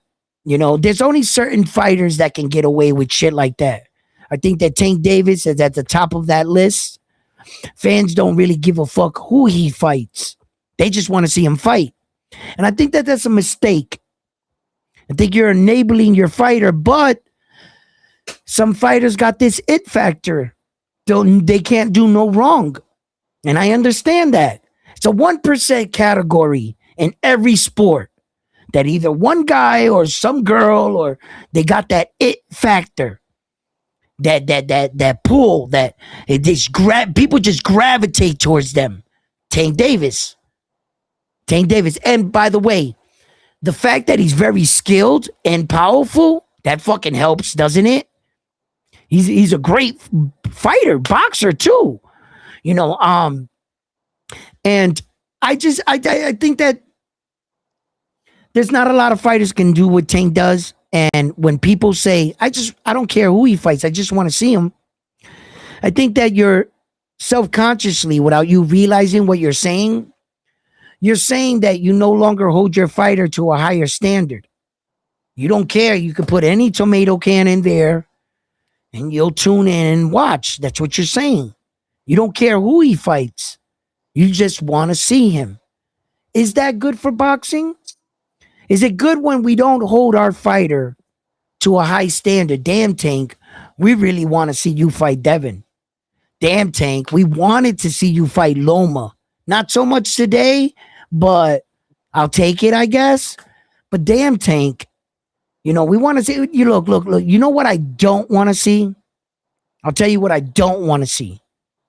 I don't want to see Tank Davis fight Abdullah Mason. That's what I don't want to see. You got fucking big uncle wanting to grab and fight nephew. That's what really. That's when you'll step up. When you fight little nephew, that's when you'll step up and say, "Yeah, now I'll go and I'll fight another champion." Really? But when the champions were Devin Haney, Lomachenko, when the champions were those guys, you didn't Tio, you didn't step up. The only one you fought was Ryan, right? So, look, man. Puerto Rican Rum says one thing that happens to some big punchers is that they have a hard time adjusting when they can't hurt their guy. Yeah, yeah. When they don't got that guy that's fearing them, like they're hit, they hitting the guy, and they're getting a reaction. You got like, one time I saw an interview with Virgil Ortiz, right? He said he was sparring against Canelo Alvarez. Virgil said, "Man, we were sparring, and I wanted to get Canelo's respect, and I wanted to get his attention, let him know that, I ain't no little dude. All right, my name is Virgil Ortiz, and I'm making my own waves. Now I'm sparring against Saul Canelo Alvarez, so I'm gonna catch. I'm gonna play like we're going slow a little, and I'm gonna do that sucker shit, and I'm gonna get that big punch on him." That's what Virgil did to Canelo. He was pop out. They were sparring, but they were going like, fast, but not real power. And Virgil snuck in that shot. Pow! And he hit Canelo. And when he hit Canelo, Canelo went, pow! Eso, eh! He said, ahora, eh! And Virgil was like, oh, shit. And he talked about it. And he said inside, Virgil felt like a little kid. He said that he hit Canelo with his best shot. And Canelo went, eso, eh, let's go. And he was like, oh, shit. When you got big punchers sometimes, Virgil's a pretty decent puncher. And he's putting these dudes away. Then all of a sudden, you fuck around with the top echelon. Men that are built to take punches. Men that are built for tough. That got good punch and good pop too. Fucking Saul punch you in your ribs. You about to bleed fucking piss blood for a week. Fucking with the Saul punches. Shit. And big punchers sometimes, he's right. When a big puncher falls in love with his punch and he's knocking out these weight cut, drained dudes that they don't really have a good system and they're just cutting weight and they don't got no nutritionist and none of that shit. And they're like learning on the job. You got those kind of team, those kind of guys, and they're coming in and you're knocking them out. Bang, bang, bang, bang. You're knocking them out. Then you get decent competition, guys that know what they're doing. You're still knocking them out. Boom, boom. But you haven't ran into the top chins, the top guys that are cutting weight, that are big, that are cutting weight. And that's when you start to punch these guys and you're like, oh shit. Then you're not knocking them out. So that can be, fighters you gotta remember, you gotta be trained so good that even if you're a fighter like Naoya Inoue, he's in a fight with MJ. He's cracking MJ. That dude can take a shot. That dude ain't never been knocked out in his career. MJ ain't never been down. And Naoya Inoue was hitting him. Boom! And bro, he was taking him shots. But what did Naoya Inoue, what happened with him when he's a big puncher? That in his situation, when the punches checked out and both fighters can take each other's power, what's left? The skill of the boxer. So even though Naoya was like, okay, you're Ford tough, he still whooped his ass with his boxing ability. So now he made the adjustment and boxed him. So that's what some big punchers got to be aware of. That if it comes that day where you hit a guy and the guy's just looking at you, What do you got next? What's your next move? If all you thought you was gonna come in and land that big shot, when you landed it, and the guy was like, pow, yep, eso. Now what? I hope you trained. I hope you're ready to box. I hope you're ready to fucking cut angles, be here all night. I hope your conditioning holds up. Because if you're one of those guys that fell in love with his punch, might be a big night for you. Long night. Long night. Long night for you. Yeah, you're James, gonna go ahead. salute to James. James says, I'm rocking with Zayas. Zayas could have fought someone else. He was going to fight in PR and change his plans to fight back Boots, and people still complaining. That's a Xander's fact. tired. Xander's tired of the noise. Puñeta, se acabó la uso. Vamos a hablar claro. Xander cogió esta pelea porque él la quiso. And no, and bro, Xander didn't want to hear that shit. What do you think they were saying?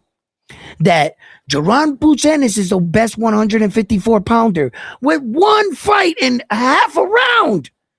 What a disrespect to the unified world champion that they don't even consider you, not even second. The next guy they got in line, Virgil. Virgil, the two top 154 pounders in the world, according to BoxRec, is Jaron Boots Ennis and Virgil Ortiz. Two that have zero That accomplishments don't at got 54. no belts. Bro, Xander, listen, se están equivocando con Xander. Te lo voy a decir ahora. Se están equivocando. Equivocando. Mira, Equivocando. equivocando. Listen, they're sleeping on him. They're sleeping on Xander. Yo, I think Xander got tired of this shit. And Xander was like, bro, I don't think you guys realize how good I am. And I think that I'm good enough to beat Jaron Boots Ennis. That's why I asked Keith Cologne about Xander's style. Maybe I hope to have worded it better, but I wanted it to know, do you really believe in Xander's technical boxing ability like I do? I'm looking at Xander and I'm saying to myself, okay, he's not flashy, but that's not what wins fights. He's a bit more polished when it comes to the fundamentals. His footwork is good. His power is decent. His speed is decent. Do I really think that? And his size. I like how Keith Cologne brought in the size factor too, as well, acknowledging that he's not that 17-year-old measuring that they have on BoxRec. He's grown. He's grown up. So I think he's a bit taller. And look, I make no mistake, Jaron Boots Ennis is who he is. He is who he is. But I noticed that Jaron Boots Ennis had some of his best moments with very little resistance. Very little resistance. When you get the top guys, the guys that check out, like we were talking about, can he do that same shit against the top guys? You know? And What's gonna happen when Xander with his fundamentals nullifies the flashiness, the athleticism? What's gonna happen when he sticks that jab out and Boots can't put his work in like he wants to? What's gonna happen when Boots jabs and Xander comes over the top of his jab with that right? También. He's gonna nullify his jab. Yo, listen, Xander's been in the ring with some pretty crafty fighters, bro. You do realize this. Baru being one of them. Yes, and awkward fighters that are awkwardly focused, like Chino Perez. Facts. Tall, you know what I'm saying? Yo, listen, some of those other fights that he had Xander fought with, some of those Mexican dudes he fought, they had great chins. They can really take a punch. Xander had those guys in all kinds of trouble. And some of those fights he didn't score the knockout. Them guys, I bet they wish he would have knocked them out because he had them moving. He was throwing those guys all over the ring. They were frustrated. No, it's not even frustrated. He was beating the shit out of some of these dudes. They were on the ropes. The fucking referee was doing his laundry list, right? Those fights could have been stopped at any time. Most of those fights, if there was 10 seconds left in the fight, The guy was going out. He's on the rope getting brutalized. That's a You know, Xander fight. one fight to go look at. Go look at Xander versus Quincy Lavalley. Oh Quincy yeah. Lavalley was a crafty fighter. Footwork, decent power, movement, good ring IQ. I think that David Ese, Avernesian, ese mismo. David Avernesian was a pretty decent fight for Jerron Buchenis. I think that David, he was definitely battle tested. Coming into their fight, he had like 30 fights. He was like, I think Boots' best fight is Stenonius. That's well, I have a tough time with the stand on this fight, due to the fact that, come on, bro, listen, Stanley only had 15 professional fights. He had 15 professional fights coming into the fight with Jerron Buchenis. Jerron Buchenis already had like 30 plus fights. He had Stanley on his career in his back pocket. So the experience and the amount of time Jerron Buchenis entered the ring versus Emmanuel Stanionis, which had like 15 fights. So look, what did he stop Emmanuel Stanionis in the fifth, sixth round? It was the sixth round. He I think it stopped was the him in, six. I think it was the right? six. So, look, do I put Emmanuel Stanionis in the category of, let's say, Abbas Baru, right? Do I think Abbas Baru can beat Stan? Yes. Yes, I think Abbas Baru would wipe down Stanionis. Wipe him down. He would take him out into what he called deep water. It would be like 6 rounds, and then he would beat the brakes off Stanionis. And, I think Chino would beat him, but they're the smaller guys. Now that Jerron Buchenis walked up to 154. Now, look, Lima there, listen, a lot of people didn't know about Lima, but I looked him up. I remember when I looked him up, he came off a 3 fight. He beat 3 undefeated fighters going into the Jerron Buchenis fight. And in fact, he didn't have that much of a layoff Lima like they were trying to say leading into the Jerron Buchenis fight. Because a lot of people were saying that.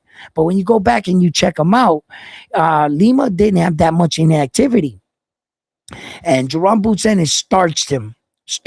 It was just, they were just on 2 different levels. And Jerron Buchenis showed his skill. He showed his ability to read the fight. He read Lima really fast, real fast.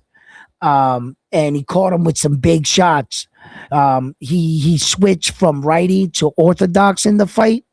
And he thought to himself, if I step to lefty, shoot the uppercut, I'm going to catch him. And that's how he caught him. He made an adjustment and a read in real time. It didn't take him 2-3 rounds. He didn't have to go back, talk to his dad. He saw what was going on right there, and he made the adjustment and the read in real time. That's elite fighter shit. That's elite fighter shit, what Jerron Buchenis did there. So, this guy was on a winning streak, Lima. He had confidence. He was undefeated. And Jerron Buchenis made that, none of that shit mattered. Jerron made a read. He saw something he was doing wrong, caught him. And good shout out to him. But if you ask me, I think Xander packs him up in 1 round too. It just might look different. I think Xander would have caught Lima on the side of the head early. And he probably could have did it in 1. I'm not going to sit here and say he couldn't do it in 1. No, I think Xander could have packed up Lima in 1 too. Yes, I do. I don't think Lima is on the skill base of Xander. He did too many big mistakes. He had, when Jerron Buchenis read that, it's because the hole was like this big. Although he was a professional fighter and he fought these guys, he wasn't fighting like elite guys. The top of the top. You can't make those kind of mistakes at that level. You understand? And Xander's been battle tested. You're not going to catch Xander like that. like he called Lemo. You're not catching Xander like that. I talk about Xander being polished in the areas of the great fundamentals. He's too fundamentally sound to get caught like that. Early in one round, no. Maybe a little wear and tear, fatigue sets in and misjudge a read or something like that. Um, I can't wait to see this fight. Like Keith Cologne talked about. Keith Cologne talked about until he sees it, on the night of the fight, I gotta see how Xander takes Jerron Boots Ennis's punches. I gotta see vice versa, how Jerron Boots Ennis takes Xander's punches. Is Jerron Boots Ennis too slippery? Will Xander not have enough speed to catch up to him? These are a lot of the questions because we've never actually seen them fight against each other. But as far as everybody else, these guys are hitting the target. These are two of the top fighters at 154 pounds, if not the two top in my book. Whatever way you want to put it, I got Xander number one, Jerron Boots Ennis number two. And rightfully so. I'm entitled to say that because Xander has two belts. Jerron, you don't have two belts. So if it's close, I'm giving the edge and respect to the man that at least has two belts. Wouldn't you think? Right? So I that's agree. not being biased. That's just Did you being honest. did you see Xander's top five 154 pounders? Yeah, I saw he had made like His top five at 154. his top five at 154. Yes. All right, hold on a second. He's got, I'll read it to you if it makes it Hold on, hold easier. on, hold on. Wait 1 second. Wait 1 second. Wait 1 second. Let me see if this happens. Okay, you don't have to read it to us because I'm just gonna put it up. How about this? There it There you is. go. That's Xander's Xander. top five at 154, según Sander Saya. He's got himself number one, as he should, because he's the unified champion. Mm-hmm. Then he's got the next champion, who was unified but vacated one belt, was Spencer Fondora. Mm-hmm. Then he's got Jerron Boutennis. Mm-hmm. Then he's got the other champion for the IBF, which is Mm-hmm. Josh Kelly. Mm-hmm. And he's got Virgil Ortiz at number five. Very, So, very smart list because let me break down what I think. Um, okay, respectfully so, he's the only one at 154 that has two belts. He deserved the spot at number one. Sebastian Fedora is another world champion, and Xander is acknowledging him for being correct. a champion, but also he was a unified champion, and he vacated one of the belts. So at one point in time, he also had two belts. So you gotta give him a little credit for that. You put in Jerron Boots Ennis at number three. Why? Because you want to make sure he's high in the ranking because you're about to fight him. So you Right. want him to secure a good one. Then he gets acknowledged to the last champion in the division before putting Virgil above Josh Kelly, which gives acknowledgement to Josh Kelly's world title. Virgil, you're just underneath that because why? You do not have a belt. So the only person that interrupts this whole order that does not have a belt is Jerron Boots Ennis, which respectfully so, in my opinion, he should get the third spot because he is a very dangerous opponent. But with respect, he's Sebastian Fedora. He put him at number two. Why? Because he's next. Let me ask you this. Do you agree with that list, or would you throw a Charlo in the mix? No, I wouldn't throw Charlo in the list with respect because of the fact of Charlo's inactivity. He's going on almost 3 years or so or whatever, without a fight. Um, so all you have is Charlo's name. I mean, the minute he steps a foot back into boxing, at least gets one fight in, then we could put him back on the list. But it would be a disrespect to put an inactive fighter on the list above an active fighter. I think that would be more disrespectful. Let's give respect to the guys that are actually fighting, you Well, know? Virgil ain't fighting. Well, Virgil, yeah, he just got that before the Xander got the fight with Jerome Butanes, and he's gonna be shelved for a year. And if he keeps fucking around, it'll be 2 years, from what I'm hearing. That could be career ending. This is just stupid what he's getting himself into and what he got himself into. He needs to resolve this and get his ass back in the ring. So I don't know what Virgil is, what's going on, but that just recently happened, a few months ago. So I still got Virgil on the list. But yeah, if a little bit more time starts to pass with Virgil after that year, then you got to acknowledge active fighters, guys that are going in there, because you see, you're measured in boxing by the amount of times you get in the ring in a year, in a calendar year. Because if you get in the ring 4 times a year, well, the probability of beating you was 4 times versus 1 time versus 2 times. You understand? Yeah, shout out to So Andrew says salute homie. Bull Rider wants to know any update on Ortiz coming back. Ortiz was talking, he was on a podcast not too long ago. He was talking about his return. He was talking about the fight with Keyshawn, what he felt in that fight, how he wasn't really feeling himself going into the fight. And then he did some big moves. I think that I don't know. I think Jermaine Ortiz might want to fly over to Zuffa. No, I not don't know. Jermaine.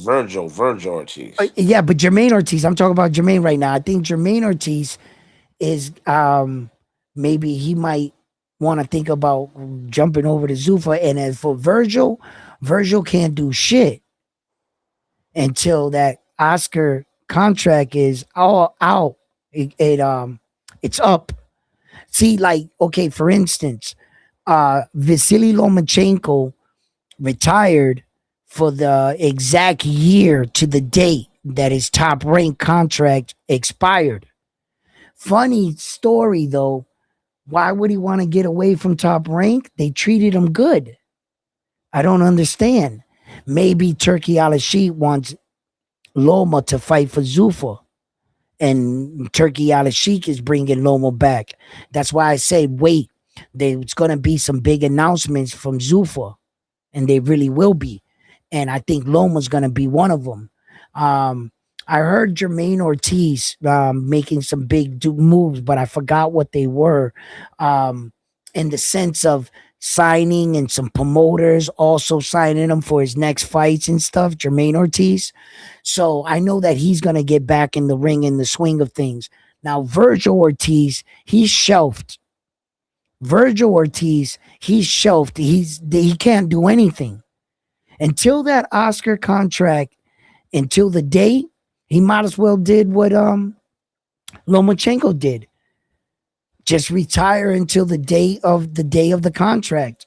How If much you longer don't, does he have on the contract? Do you know? 2 years, bro. From what I'm hearing, Or he can't retire for 2 years. He's got to stay active. he's no, he's got like Oscar's got this paperwork on him, and he's been telling them on social media, bro, keep fucking around, Ortiz. You want to get shelved for the rest of this year? I'll shelf you. And fuck around, it'll be longer. And Oscar made those threats public. He publicly came out and spoke about it. Not sure if it was one of those clapback Fridays or if it was just a video, but I remember seeing it.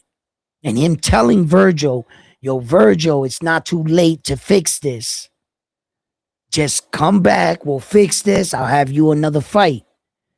And Virgil's fucking lawyer said no. Virgil's lawyer's having a pissing contest with Golden Boy, and it's costing Virgil his career. I would just fire my lawyer. Get you out of the fucking situation and go back and talk to Oscar De La Hoya. Try to work this out. You gotta go, bro. You and all these motions and shit, trying to get money out this dude, none of your attempts have worked. You guys are And how much acting that's like, just costing Virgil too without making a bro, dollar? you trying to shake down Oscar De La Hoya? What is this? Fun Truck Like, wants the link. so I don't know. I don't know. I The think the that Woo the I Woo think that says Go ahead. Yep. My bad. No, go ahead. Go ahead. I just think that Virgil needs to get out of this situation somehow and get back in the ring. It would be more beneficial to have him in the ring financially and active as a fighter so that you're not away from the game and it doesn't cost you, because if he takes a long time, let's say the year or a little bit more than the year, and he comes back, and what if he gets stopped? You gambled all that to get out of there, to come back and get stopped and get a bigger setback. That would be the ultimate fucking smack in the face now, wouldn't it? And it's just Virgil needs to get his shit together and really think of his options.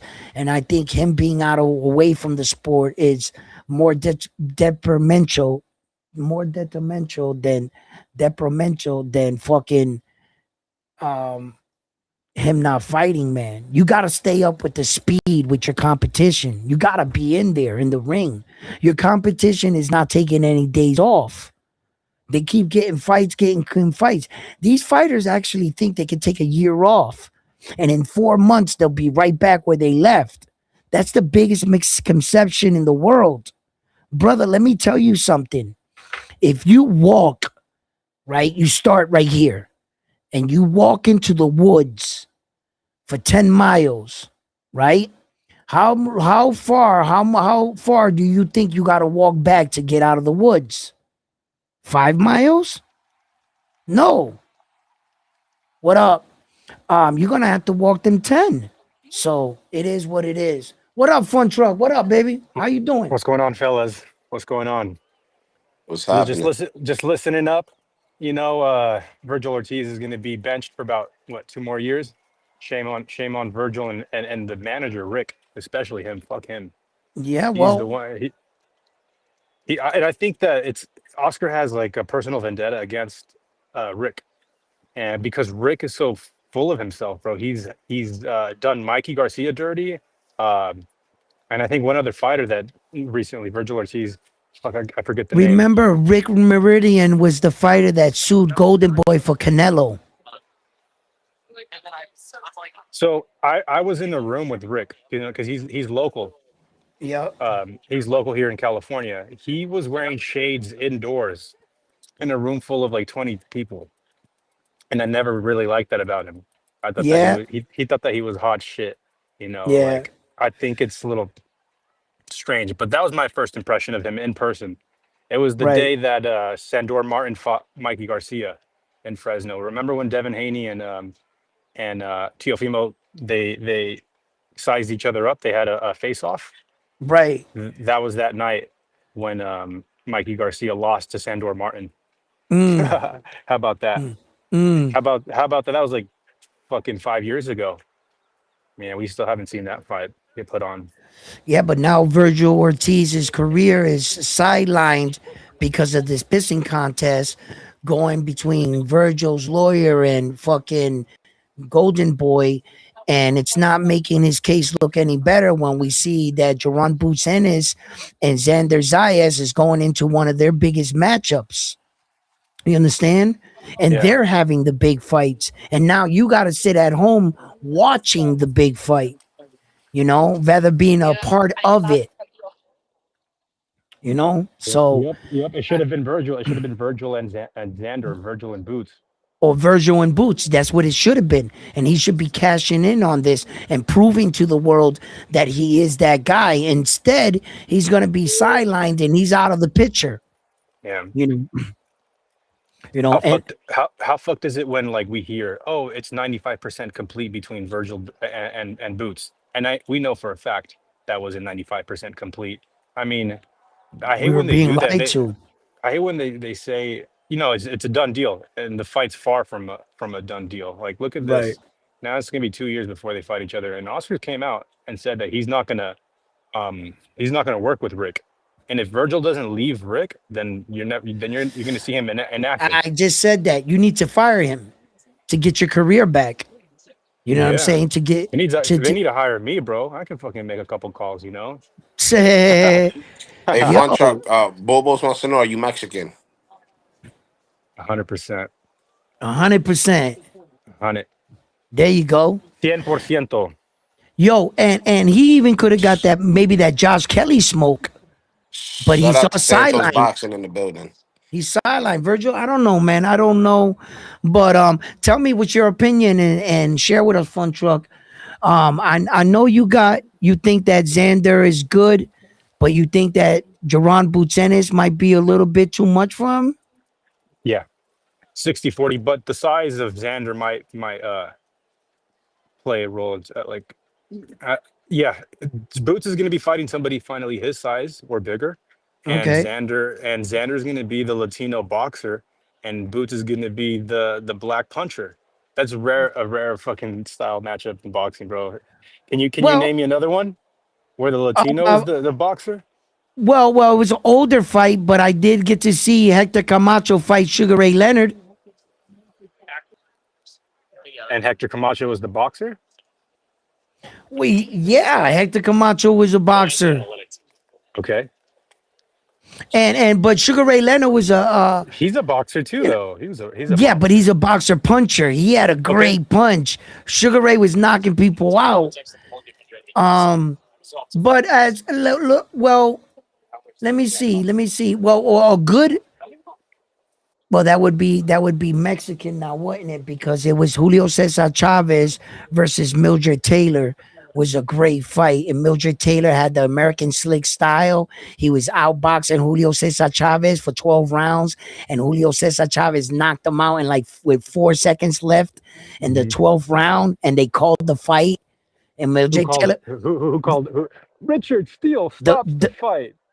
he stopped the fight, and fucking us Julio Cesar Chavez ended up winning, but it was said if Mildred Taylor, if the referee would have let it continue to go on, if he would have stood up, he wins the fight.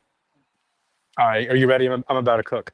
So Okay. that is boxing in its entirety. You can be down on the cards, 12 rounds, Julio Cesar Chavez, but you all you have to do is fucking put yourself in that position to land that punch and let the referee stop the fight.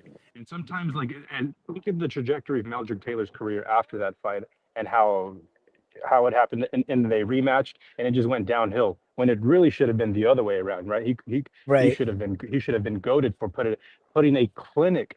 That is case study 101 for boxing combinations. What Meldrick Taylor did against Chavez in those both fights until he Yeah. got stopped. So, and I want to point out another example of boxing, bro. Sometimes you can try so hard and you can do everything in your power, like Meldrick Taylor, and things are out of your control. And another example is when Tank took the knee against Lamont Roach. That stripped so much from Lamont Roach. Like, Lamont should have been the guy to beat the boogeyman, have to give in Tank his first loss. But no, the referee for some reason fucking brain farted in the ring and didn't call it a knockdown, and took everything, all that validation away from Lamont Roach. But sometimes boxing is like that. You could try your absolute hardest, but shit's out of your hands sometimes.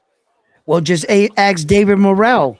David Morrell was up on the scorecard versus Zach Chili the other night, and he was winning the fight, David Morrell, and he got stopped in the 10th and final round, got knocked out. And sometimes, you could be boxing, you could do everything right, but you got to stay the course the entire fight, and you got to stay focused, and you got to know how to fend off a desperate man. Zach was desperate in that fight against David Morrell the other night, and he knew he was down on the scorecards. He knew what he had to do, and he was willing to go in there and exchange with David, and he caught Yeah. him. Hey, there's a lot And of he, underdogs that have been winning lately. I think there's like yeah, a bunch on Zuffa, yeah. But I want okay. to show you real And how quick. about that comeback? Well, wouldn't say. What do you feel? Oh wow, what a scenery! What a scene! What a view! That's California right there, huh? That's California, baby. Palm trees. Yeah, that's Man, listen, that's it's lit. that's dope. Man, I gotta go out there. It's cool. Yeah, I'm just finishing up the workday, tapping in round one, Oh fucking yeah, that's what's up. boxing talk. Where you at? A university, college? It looks like. Where were you at? A park? No, no, What's no. that? I'm working. I'm working. Oh, you working? You But working? yeah, well, I finished. Living I the ran spot. dream. Living the dream. But hey, this weekend, I want to talk about Keyshawn Davis. Yes. Yeah. Keyshawn Davis threw a fucking shutout, and people are still not satisfied, including me, sort of. Um, but that guy, I don't know if not here won a round, other than the round he got tackled in. He was clinching a lot the entire night. It was a lot of clinching. It was very ugly, ugly boxing, and not one referee gave a fucking hard warning, let alone take a point, other than the tackle. Like that's really bad refereeing, man. You gotta. Man, that was WWE in that ring. He body slammed that man. They should have took a point for that. He speared Keys- him. Yeah. Keyshawn He did. showed in the fight when he really wanted to show up to fight. All he needed to do was framework against Albright, and it showed when in the 10th and 11th round when he really wanted to like put the Beats by Dre on him. Whenever he wanted to step it up, and I just think that Keyshawn, he looked like he didn't want to be in there. Like he just looked like he couldn't be bothered with the fight to entertain the fans. And I felt my frustration because of that. I didn't really think that Albright was doing so many good things in the ring that it was really nullifying Keyshawn's offense. When you saw that his jab was a lot faster, he just chose to abandon the jab and to clinch with him. I don't know what the fuck this salsa dancing was doing in there, but if you ask me, Keyshawn didn't show up until the 10th, 11th, 12th round type shit. He wasn't, you know, Truthfully, I think that Nahir Albright tried his absolute hardest to make it that difficult of a fight for Keyshawn. And Keyshawn also clinched, so they were both at fault. But I think Nahir did his best job, and his best job was enough to make it that sort of fight where, Nahir's never been stopped before. And Keyshawn fought him once before. And I'll tell you what, yesterday, Nahir Albright probably landed the harder punch in the entire fight that wobbled Keyshawn. I don't think there was a punch that wobbled Nahir Albright. He did get beat up a little bit, like his face looked swollen, but Nahir buckled Keyshawn. So people were unsatisfied. I mean, you have a hometown fight. right. Hey, I wanna show something real quick to the guy in the chat that said Sugar Ray Leonard wasn't a one punch knockout artist. That he said that he was a combination puncher. That's what he said he was. Hold on.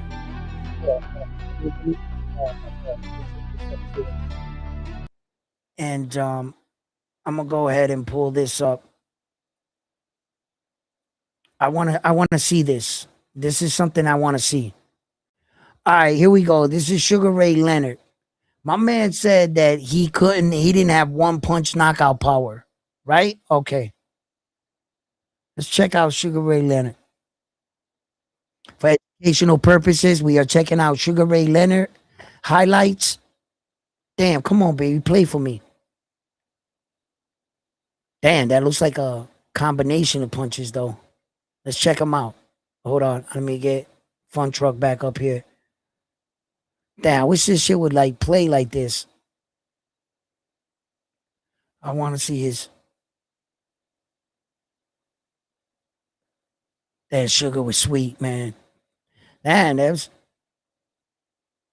That was one punch.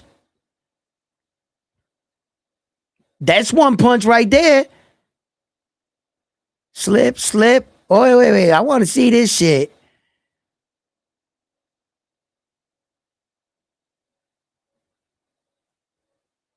One punch. That looked like one punch right there. That's one punch. That other punch barely did anything. That looked like one punch right there too. He was hurt right there. He was barely on his feet. Damn. That's one punch right there. Why you say Sugar Ray Leonard didn't have one punch knockout power? To the man in the chat that says Sugar Ray Leonard didn't have no one punch knockout power, where do you see that at? Man, listen, that man will knock you the hell out. I don't know what this dude in the chat talking about. What he say? Sugar Ray Leonard when it wasn't knocking out people. What? He said Sugar Ray was knocking people out with combinations, never one hitter quitter. That's not what that looked like. What you will call it? Kermit said Virgil and Golden start arbitration July 14th. Bobo says wait. No. Where we at here? Santos, read that. Bobo says no, he wasn't outboxing Chavez. Xander's looking jacked. Fight night be closer than we thought. 45-55 for Boots. Says Santos. Bobo says casual take by Edwin. He's outboxing him, but he ends up in the hospital for weeks with major injuries. Yeah, right. He's talking about the Chavez versus that dude you was talking about. Mildred Taylor, Yes. Mildred Taylor got his ass listen. Mildred Taylor's face was looking like what Julio Cesar Chavez's face should have been looking like from the whooping Mildred was putting on Julio Cesar Chavez. But that dude's face is made of leather. Julio Cesar Chavez's face, that shit is made of leather. His chin was made of iron, like steel. To put that man down in his prime was crazy.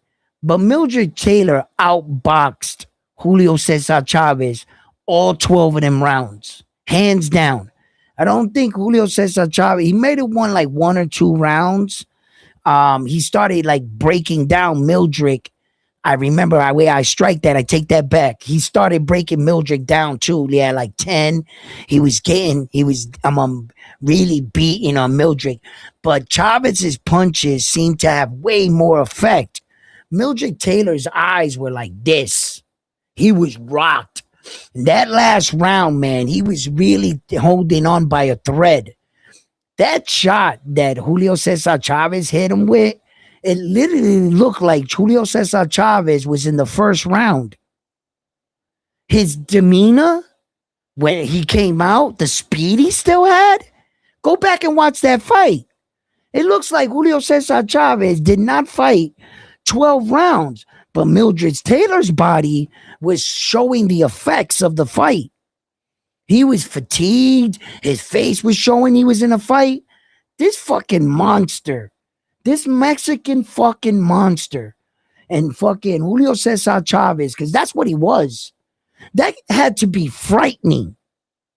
To know you hit this guy with every shot, your best shots, best combinations, you did everything right. And this motherfucker acts, as Julio Cesar Chavez, act like he answered the 12th round like if the fight just started. That had to be frightening. He showed no signs of fatigue, no signs of wearing down, nothing. If your shit wasn't as high, if your engine wasn't firing on all cylinders like Chavez, you were screwed. Why do you think Chavez never hits the speed bag? Why do you think he doesn't punch a punching bag or jump a rope? Julio Cesar Chavez don't do none of that shit. The only thing he did 6 days a week was spar. That man's been in more fights, sparring fights, than Mildred Taylor and 10 boxers combined career, including their sparring. That Julio Cesar Chavez was a fucking that. Oh my God, he was a special. He was different. He was way different. And then that's what you had to do to beat that dude. That was a crazy assignment. Mo Brain says Wilfredo Benitez was the boxer. Thomas Hearns was the puncher. Yeah, Wilfredo Benitez was the box. Well, okay, yeah, I'll give you that one. I'll give you that because I was gonna say Sugar Ray Leonard, but Sugar Ray Leonard was the boxer puncher kind of dude, you know. Yeah, he said that too. He said Leonard was also the puncher versus Benitez. Yeah, you know what I mean? He was a big puncher. You got to give Sugar Ray his punching power. He had punching power, bro. He was knocking dudes out, man. Like I remember, I was just like, he was like a volume puncher. No, he was volume punching because he threw a lot of punches. Yes, kind of like David the Monster Benavidez, but he didn't rely solely on that. He he softened you up with all those shots, and then walked you down and boom, dropped the hammer on you. That's what Sugar Ray would do. He would overwhelm you with his speed, barrage, combinations, and footwork, and then shut your lights out. So I know Sugar Ray Leonard had a big punch. He had a big punch. So I don't, to say he didn't have one punch punching power, I was like, not sure about that. If you fucking made a mistake and put your chin up like that, Sugar Ray would knock you out with one punch. Yes, that's what I'm saying. Yeah, don't be a fool and go, "Hey, Sugar, look, he's gonna knock you out." Jason says Chavez put crazy pressure on his opponents. Bobo says, "Dímelo, Corillo." What up? What up? Chavez was just a frightening of a fighter, man. That you always got those kind of fighters, like a Subriel Matias type dude. Subriel Matias, who is a bit more levels below that kind of intensity, but más o menos. You know what I'm talking about, right? You got your Esau Pitbulls, cruises, lowers their head, rock'em sock'em type dude, always throwing hard punches, the entire fight. You got different styles, but today's Mexican fighter is evolving. They're not fighting like Julio Cesar Chavez. They're not just lowering their head sometimes, taking the shots, breaking their guy down, overwhelming them, coming on strong later in the fight. Mexican fighters are not fighting like that nowadays. No, they're not. From the Virgil Ortiz's, in fact, to the Bam Bam Rodriguez's, to the David the Monster Benavidez's of the world. These American Mexican fighters are starting to evolve, and they're bringing a different flavor to boxing and Mexican boxing.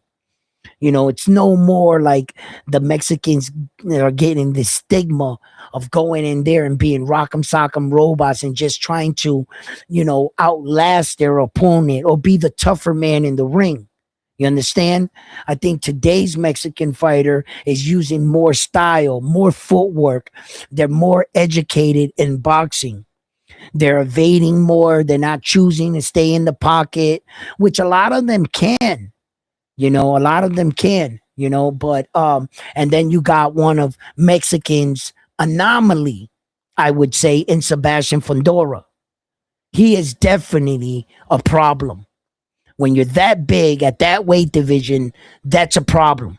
That's a fucking problem. And I've never seen a Mexican fighter like that in my life, ever, especially being that tall for a Mexican dude.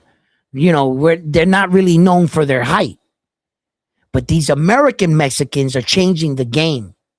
They really are. In every way. These American Mexicans are different. And I'm noticing it. And I like change. I like change. I like the styles that these younger fighters now, and the approach that the Mexican style seems to be changing. And it seems to be for the better, because I can't argue with the results. I can't argue with Bam Bam Rodriguez's results. I can't argue with Sebastian Fundora's results. I can't argue with a lot of these newer generation Mexican fighting. So, I'm very aware of, the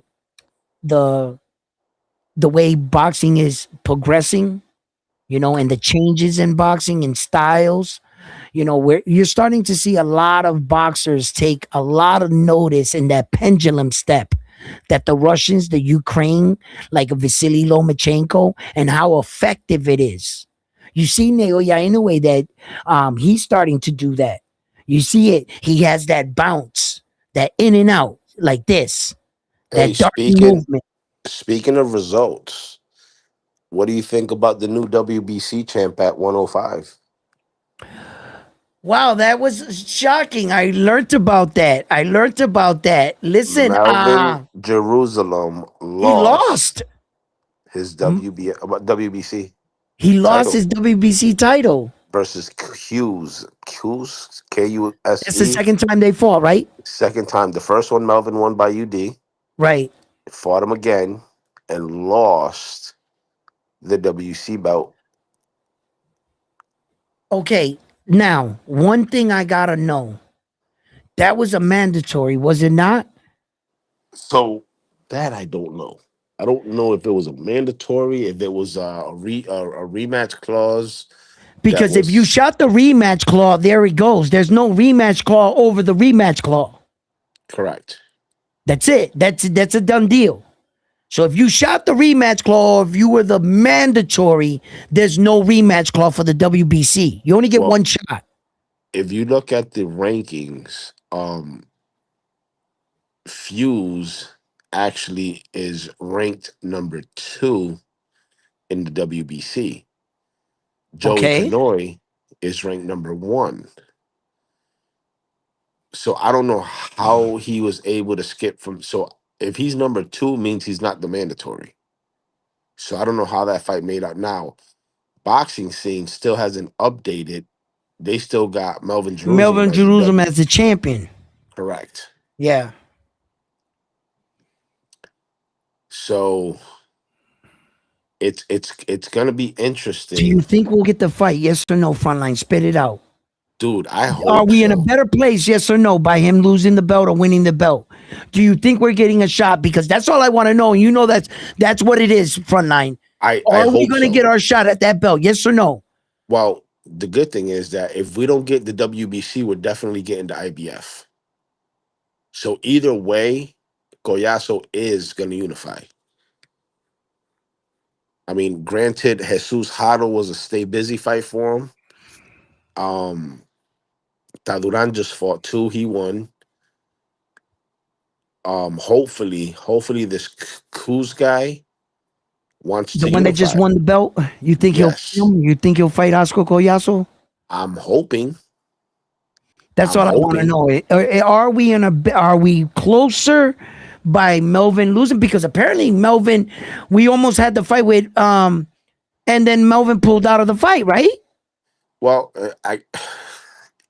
you and I both know we'll never know the real truth. Right. We can only speculate based on what was said on social media. Yeah. That being said, if you ask certain people, they'll say that Oscar Goyaso ducked, and if you ask other people, they'll say that Melvin outpriced himself. I personally don't see Goyaso ducking because he already beat him once by I knockout. was just gonna say that. How do So I you don't. duck a man that you already knocked out? You didn't beat him, you knocked him out. How am I ducking you? I already knocked you out. So I don't believe that story that Oscar Collazo ducked Melvin Jerusalem when he knocked him out in the 7th round in their fight. It was a And 12 then, round fight, yep, and he knocked him out in the 7th. correct. So Oscar Collazo is not ducking Melvin Jerusalem when he knocked him out in the 7th fucking round. I believe Melvin Jerusalem priced himself out. That's what I'm thinking. I'm thinking the same thing.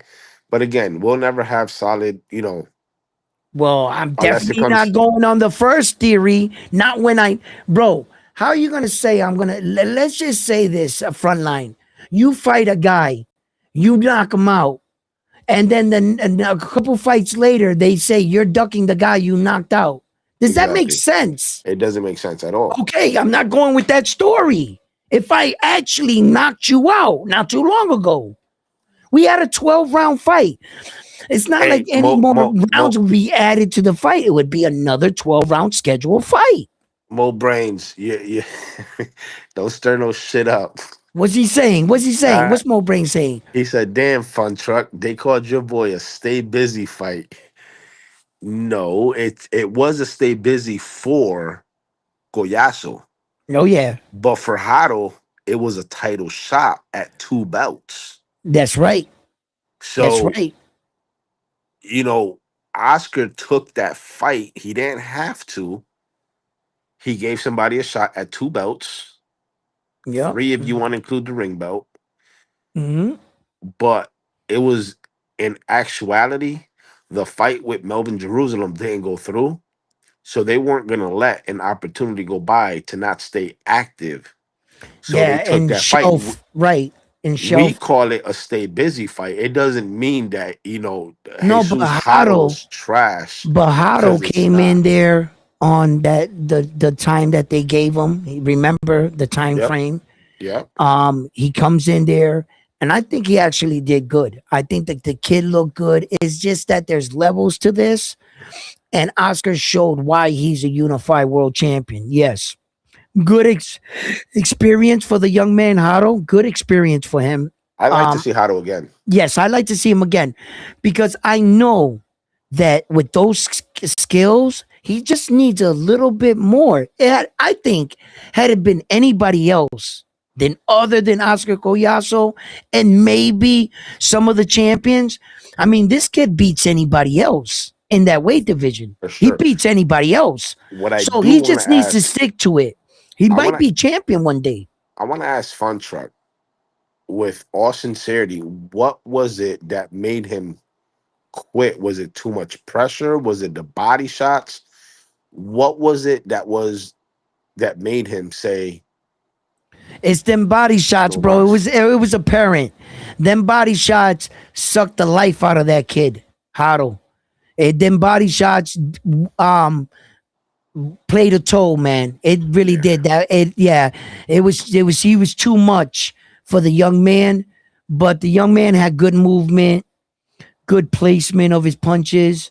He was fighting at a pretty decent level. It At wasn't a like, decent pace too. He yeah, didn't and at slow a down for decent shit. pace. Yeah, he was doing good. Oscar the champion just proved why he's the champion. That's all. That's just the bottom line. But the kid did some really good shit in there. He's got potential, and I could see talent. And I'm telling you, I see talent in the kid, the young man. And to be honest, after that fight, I didn't know who he was at all. I had no clue who this kid was. And after No, that fight, I became a fan yeah, yeah. because, He and did it's not because of what he looked like. exactly, You know what I'm exactly. saying? Let me tell you something right now. The kid didn't shy away from Oscar. He made Oscar He beat met him. fire with fire. Yeah, he met him with fire. He didn't go in there. It didn't look like he was trying to survive or anything. That kid was actually trying to win. And He I just can got say shut he won a down. couple rounds too. Yo, and he was just in over his head. And Oscar had to prove that there is levels. But as far as his will, his determination, what he did in the ring against Oscar, the kind of fighter that Oscar is, and the way we review him, for God's sake, we're talking Oscar up on the pound for pound list, aren't we? And in some people's pound for pound list, he's down at the bottom, but he's on the list. That's how skillful they're viewing Oscar Collazo for what he's doing overall as a whole as a fighter. The adjustments, the ring IQ. He was just a bit, too much for the kid. But the kid wasn't like you put that dude in and shit in a world title fight, right? And it's like you can obviously see they put this guy in with like a tune-up, a cab driver. And the guy goes in there and starches the dude. And you're happy for your champion to get the win, but secretly you're like, that guy wasn't on his level. So secretly you might be saying, yeah, you did that to this guy. But when you saw that Oscar Goyaso fight, man, you actually saw somebody competing with him. The kid was competing.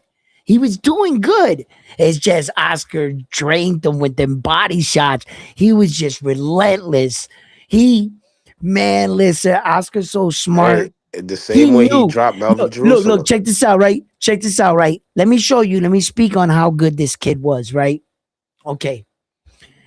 If he wasn't good, if this kid wasn't good for Oscar Collazo, why do you think Oscar Collazo switched it up and went downstairs to the body? Because when Oscar Collazo stood in front of the kid and exchanged, the kid met him with the same speed. Go back and watch the fight. Oscar Collazo realized right away that this kid was punching with him and that he had good speed. He wasn't scared of Oscar. Yo, the kid started punching with him. Oscar said, fuck that. And he went downstairs, he switched it up, and he took away his bodies. Oscar didn't go punch for punch with him upstairs. That's how good the kid was. That Oscar knew. He was like, I'm not saying that the kid had a crazy punch or whatever, but whatever he felt, he went pop, pop, pop, pop, and the kid hit him, boom, boom, and he went, oh, fuck that. Oscar said, fuck that. There's another way to chop a tree. And he changed levels, and the kid wasn't ready for that. I think the kid was more prepared for Tomi Dame War. That's what I think it was. Yeah, I think he thought he was gonna go speed for speed with Oscar Collazo, and if it went that way, he knew he stood a chance. Oscar Collazo said, "Fuck that," and that's why I know that kid was good. Yeah, Richard, saludo, papi.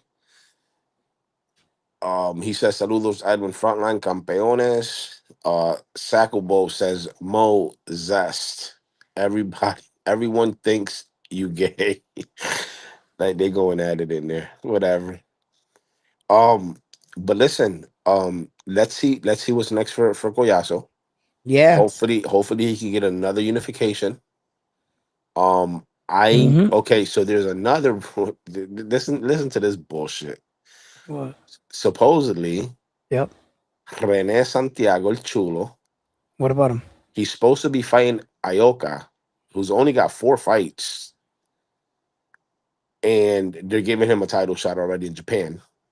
They're giving Ioka, the Chinese dude, a title shot. The Japanese dude.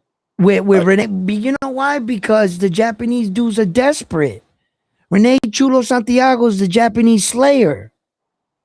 He's on a roll with going out to Japan, beating the shit out of these dudes. What do you mean? Like, so here's the thing. You got suppose the rumors are that Rene's ducking Ioka. And that's coming from yours truly, Cesar Seda. he's ducking Ioka, the WBC champion. That's what you're saying? Yes. Ioka's got what, 4 fights, right? Ioka has okay, wait a minute. No, Ioka got 16 fights with 13 knockouts, bro. Okay, so then that's the one. Hold on, let me go to the rankings. I'll tell you who it is. He's got 2 losses. No, 108 right now. Who? Oh, Kira. I'm sorry. I am sorry. Daiya, Daiya. Last name Kira, Kira.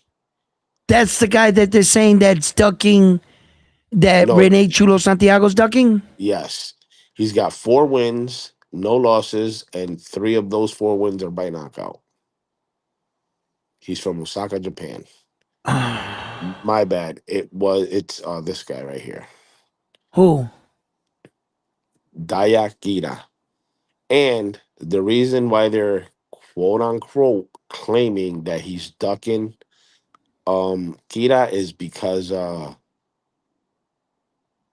Salas is his trainer.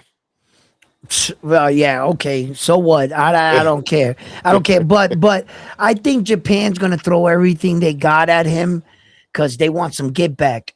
Oh yeah. Rene Santiago's his last 3 fight, in fact, consecutively, Are been in all Japan. in Japan. And he beat all 3 of them. And he beat all 3 of them. So, and he beat the champions. So, I think they want their get back, and they're trying to chalk it up to get Rene to get out there because they want that win, because Japan's down bad against Puerto Rico right now. Yes, they are. Japan down bad, yeah, because Rene keeps spanking them. Let me did he fight Iroka? I think he fought Iroka already. Who Rene fought him? The kid? The kid or Rene Santiago. El Chulo. Oh no, it was Iwata. He fought Iwata. Rene Chulo Santiago already fought the WBC champion.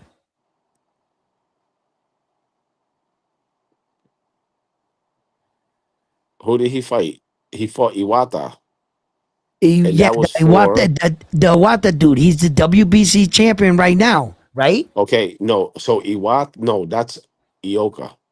Ioka, whatever, however you say their name. I don't know how He to he pronounce it. he fought Iwata for the WBO. Right. He beats him. He gets the WBC, right? That's the way No, it went. no. What am I missing? You got the names mixed up. He beat Iwata, not Ioka.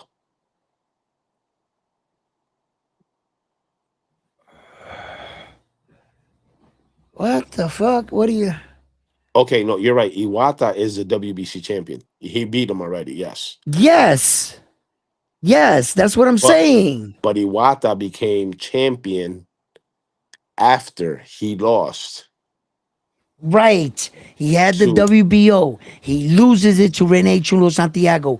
He goes out and wins the WBC. yeah, and he Now beat he's who the did he beat for WBC. the? Okay, so he beat the guy that's from Thailand, I think. Yes, the guy that he beat CP Freshmart, the guy that Goyaso knocked out.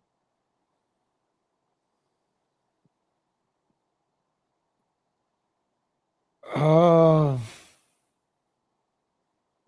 yeah. He beat him in Japan. Yep, and then he beat well before he got to him, he had a tune-up fight, I guess, against Edwin Cano Hernandez, which is Hernandez. The Mexican guy. Yeah. Yeah. Yeah. But what I'm saying to you is, see, that's why they want get back. That's why I was saying Japan might want some get back at Rene Chuno Santiago because they've been throwing all their best fighters at him and he's been beating them. Then he beat his last three fighters in Japan. But this fighter, the WBC champion, they want they get back because Renee's already beaten this guy. You know what I'm saying? So like um it won't be a Japanese fighter that beats him, but it'll probably be the fight will probably be in Japan though. They'll get to witness it and laugh. Type shit. Cause Japan wants to see him fall. They don't they don't they must hate this man. Right. But Bro, think about it. He keeps going to Japan and beating their guys, taking their I'm belts. thinking about the situation. It might not be, yeah, it could be this, it'll probably be in a Japan card. They could put some other Japan fighters underneath, but I'm pretty sure there's a lot of fucking Japanese fighters that want to see him fall. You know, they want to see him fall. And plus the best money for those kind of guys is in Japan. That's like the Las Vegas of it all, right? So you're Well, gonna for the want your lower weight fight out class, there. yes. Oh hell yeah. Japan is like fucking Vegas out there. So look, Yo, shout out to Julio Colon checking in from Facebook. He said, "What's up? Without Lopez, another undefeated great fighter. Go Puerto Rico." that's what's up. Richard said, "El Chulo Santiago, el rey de Japón." Yo, Saco man, says, he "Get got it back." out the mud. Yeah, he says, "Get back." Question: Japan is superior to Puerto Rico boxing at the moment. Negative. Well, okay. Well, It hold depends. up. Okay, yeah, you. It depends on how he puts the statement. But as Yeah. far as Puerto Rico versus Japan, Japan is not superior. We've been beating Japan. Now, overall, I can see where you say that Japan is superior to Puerto Rico boxing at the moment.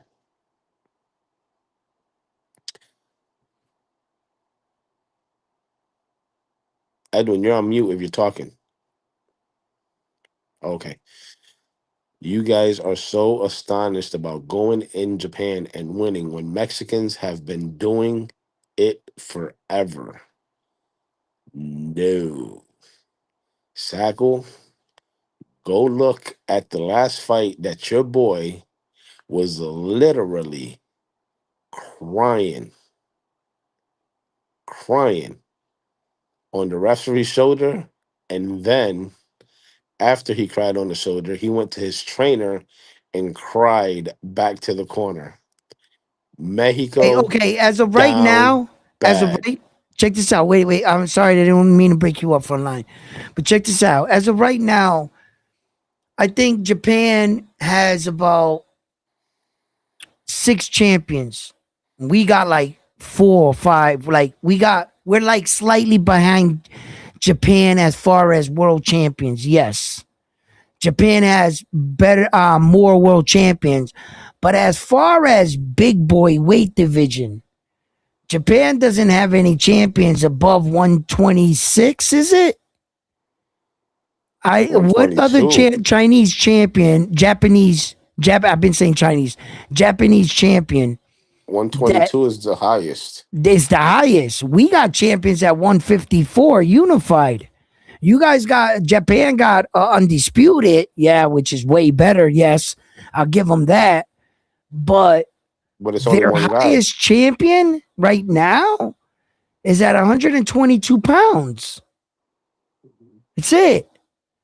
So, we got a couple low champions right now, but as far as Shakur Stevenson and Xander Zayas, they're leading the way for Puerto Rico right now. So Shakur Stevenson got a belt up there, and he's got multiple weight divisions. What does he got? Sacco. I hate to do this to you. I knew what was that guy's name that fought and was crying on the ref's shoulder? Oh no, the Mexican tier. I forget his name, bro. Sala madre. What? I forgot Who was his the main? name, Who was? bro. Yo, he was crying. I got a video on it. I got a short. We can put it up. Yes, please. So I'll Sacco, just I'll just play the short. Hold on, let me get it. because he says Japan and winning when Mexicans have been doing it forever. Play that short Yeah, for okay, but Sacco. hold on. Here, I got something else I could show you. Wait a minute.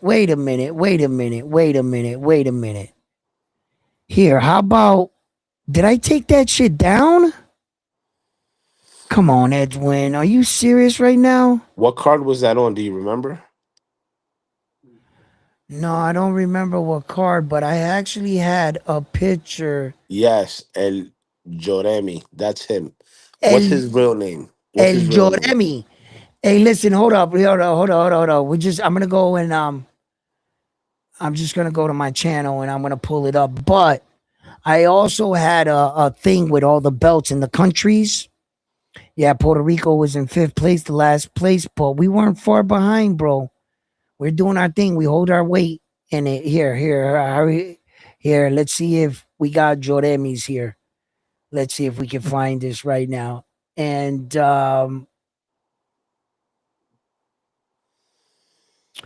okay, we got it. We found it. Okay, hold up. Where the hell is it? Where's it? All of a sudden this thing skipped on me. Okay, we got it right here. Okay, here we go. Live in 4K.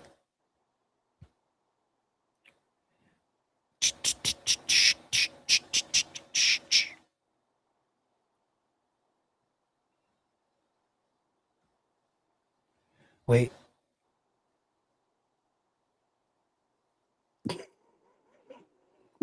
Here we go. Look.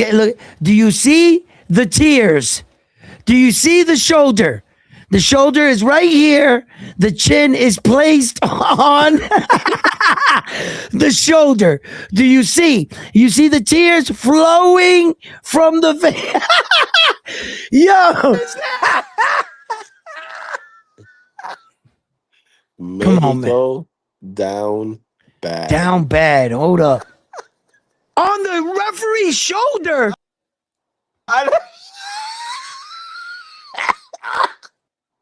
Yo, I ain't shit. Oh yeah. Look what? Watch. No, it gets better. Come on, man. Video. You can't card me for my own video. What are you gonna flag me for my own video? Come Yo, on, man. This fucking buffering shit is for the birds. Really is. Mexico. On the referee's show. Oh man. What the hell?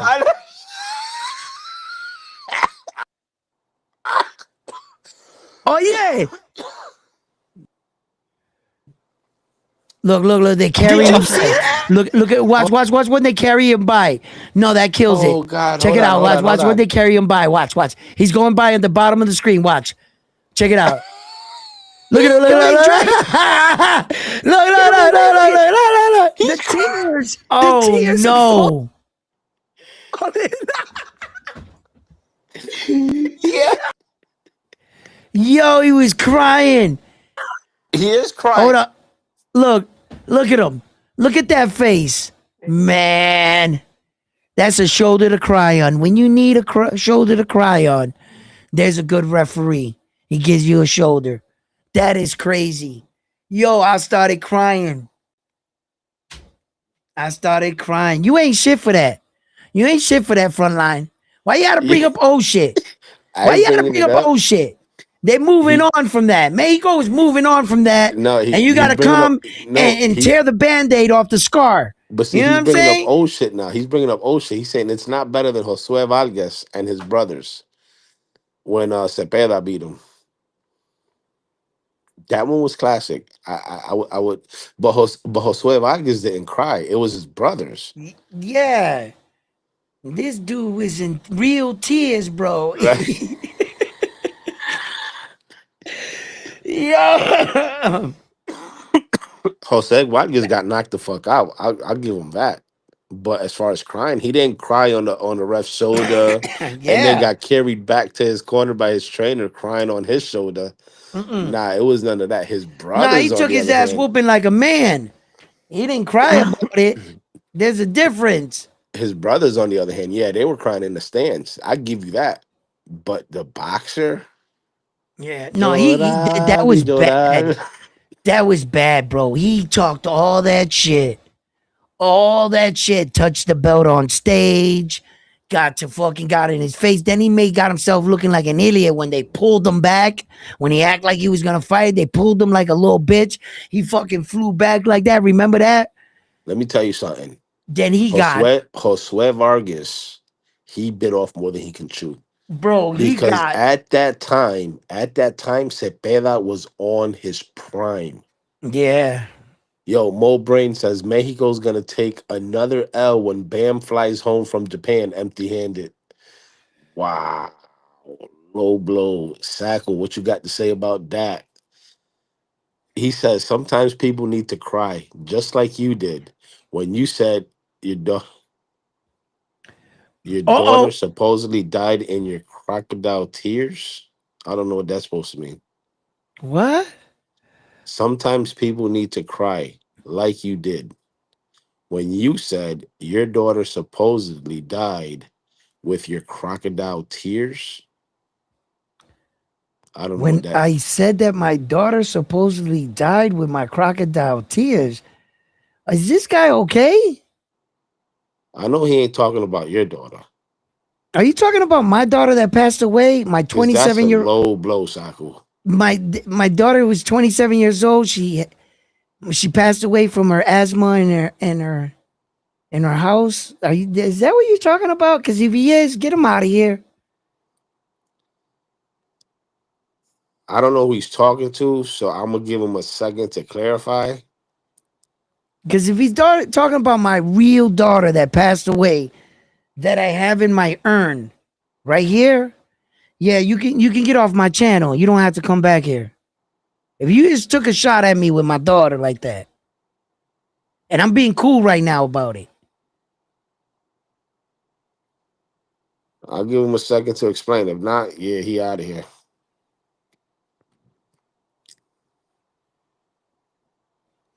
Saka, one thing, if you're new here and you ain't know, one thing we don't do here is, yo, we'll talk boxing shit all day, back and forth. Talk shit about Puerto Rican boxers and shit like that. But family, mothers, fathers, daughters, kids, grandmothers, we don't do that shit here. We try to be respectful. Yeah, we'll take shots at countries and shit like that, back and forth. Puerto Rico versus Mexico, Mexico versus whoever. But bro, that's a low blow. If that's what you intended to say.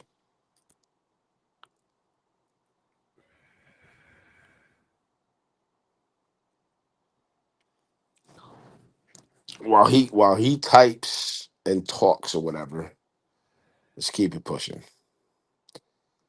Yeah, unless he was talking to Mo Brains, I don't know because Mo Brains is the one that said Mexico taking another L.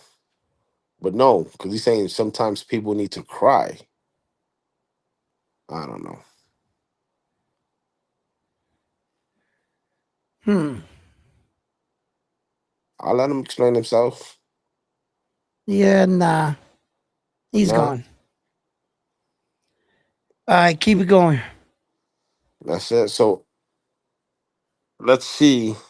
Let's see if we get a unification from this new WBC champion at 105.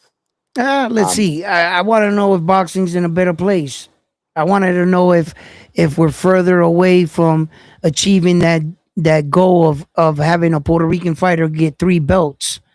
If we're there, like I want to be honest. I'll be honest with you. I want to see Xander get it before the yeah, lower I weight wanted to see classes him get it, because but it's more prestigious at the higher weight classes. You know what I'm saying? yeah, I talked about that. I touched on that. I said that it would be more prestigious if he got it at the big boy division at 154. That would be saying a lot, seeing that a lot of people view Hispanic men short in stature. When you're starting to get it in the big boy divisions and up, it really says a lot about, you know, um, the way you got it in the big boys. So I think that Xander has the best opportunity, but I'm getting a bit nervous. And why do I say that? I think that Xander Zayas is getting big, man. And I'm looking at him in his training videos and I'm saying to myself, is this the last time we see Xander Zayas at 154 for the Jerron Boots Ennis fight? You understand? And Chain with the $20 super chat. Hold on, let me get this thought out.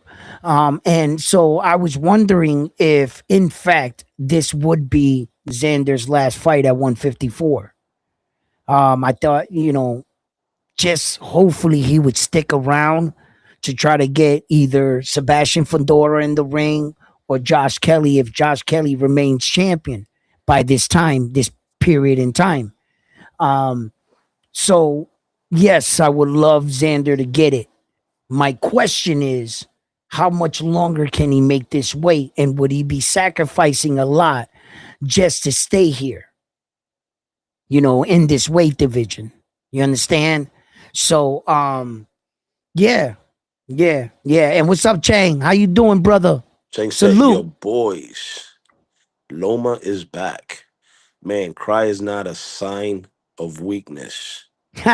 Far from it."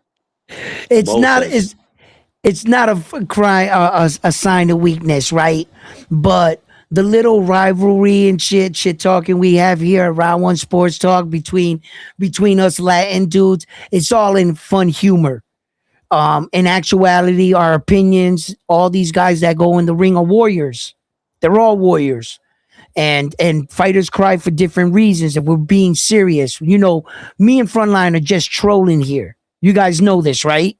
We're just having a laugh when they say like fighters, Puerto Rican guys take a Puerto Rican knee, just taking jabs. But that's not our perception on these fighters. "No, Neither are our perceptions. No, it's not. We value all these fighters.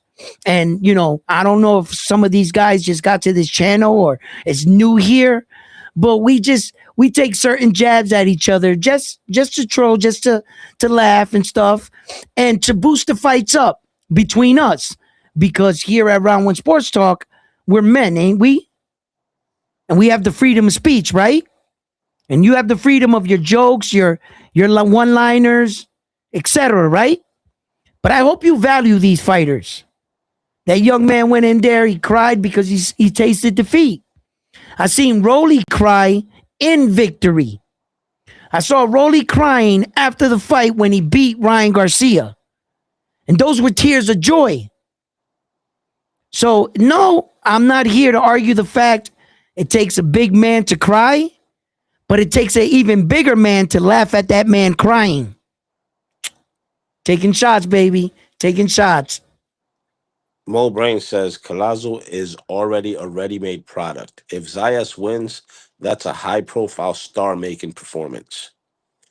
Listen, if you go back, Edwin and I have talked about this.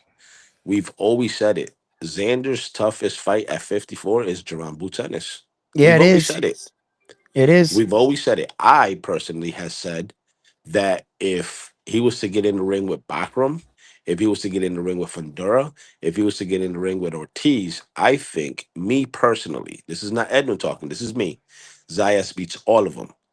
And in that same sentence, we've always said it.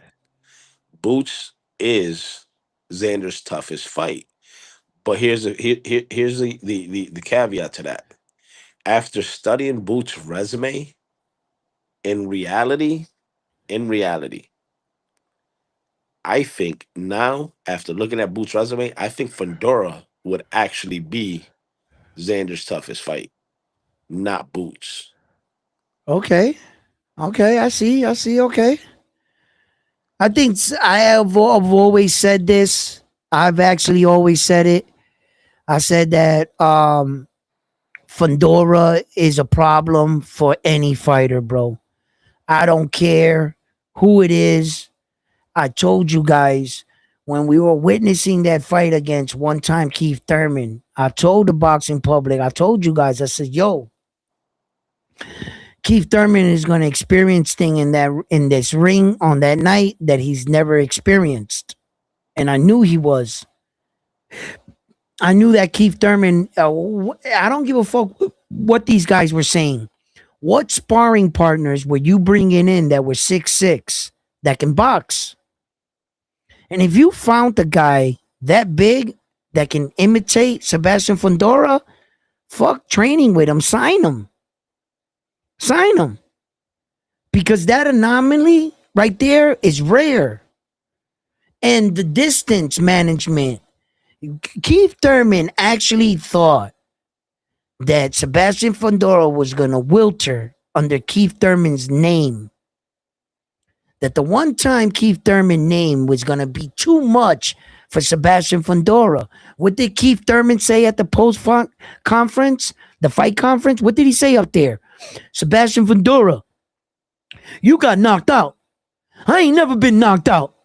And that's in the back of your mind. And when the shit gets deep, you're going to start thinking about the night you got knocked out. That's what's going to happen to you.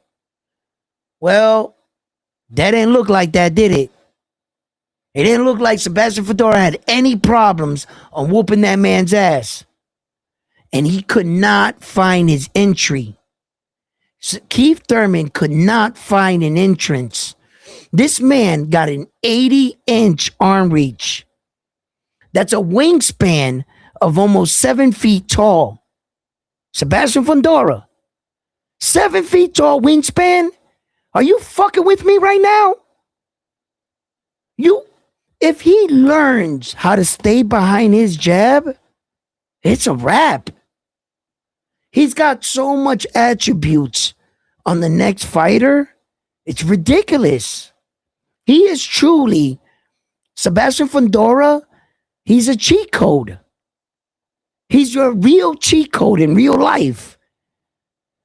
And I've always believed this. I don't care that he got knocked out. Just because one man did it doesn't mean all of you can. Brian Mendoza hit that man on the button.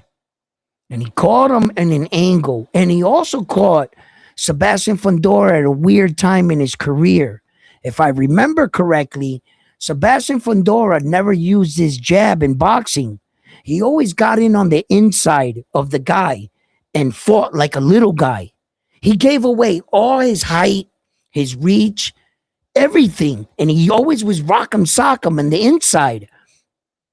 In that particular moment in Sebastian Fundora's career, he was learning how to stay long and use the jab in that Brian Mendoza fight. In fact, that was one of the fights that it was real apparent that we started noticing, wait a minute, Sebastian's using his jab? So he was more awkward in learning how to be defensively sound. He was in that transition from becoming another fighter and using his attributes. He got knocked out doing that. But since then, he's tightened up. He's been fighting better. He's got an understanding of how to fight longer. He beat the shit out of Tim Tszyu. He made Tim Tszyu quit. Tim Tszyu couldn't take that power no more. Flacco can crack. Sebastian, he is a prop, and he can punch. He can punch. And I'm telling you right now, man, Keith Thurman, he could say whatever he wants. He could cry to the ref, you stopped it too early, you did this. There was nothing in that fight that was telling me that the tide was going to change. If you let Keith Thurman tell you the lie, he was like, I had him right where I wanted him. I had Sebastian Fundora right where I wanted him, and the referee stole that away from me. Yeah, right. You were getting your ass whooped. Like whooped. And Sebastian Fundora is a problem. Listen, look, I don't have a problem with putting Sebastian Fundora in with any of the guys at 154, to tell you the truth. There's not one guy at 154 that scares me for Sebastian Fundora. Not one, including Virgil Ortiz, Jerron Boots Ennis himself, Xander, all of them. All of them. If I'm being honest, and I am right now, I'm being 100% transparent. There's not a fighter at 154 I wouldn't put Sebastian Fundora in. Period.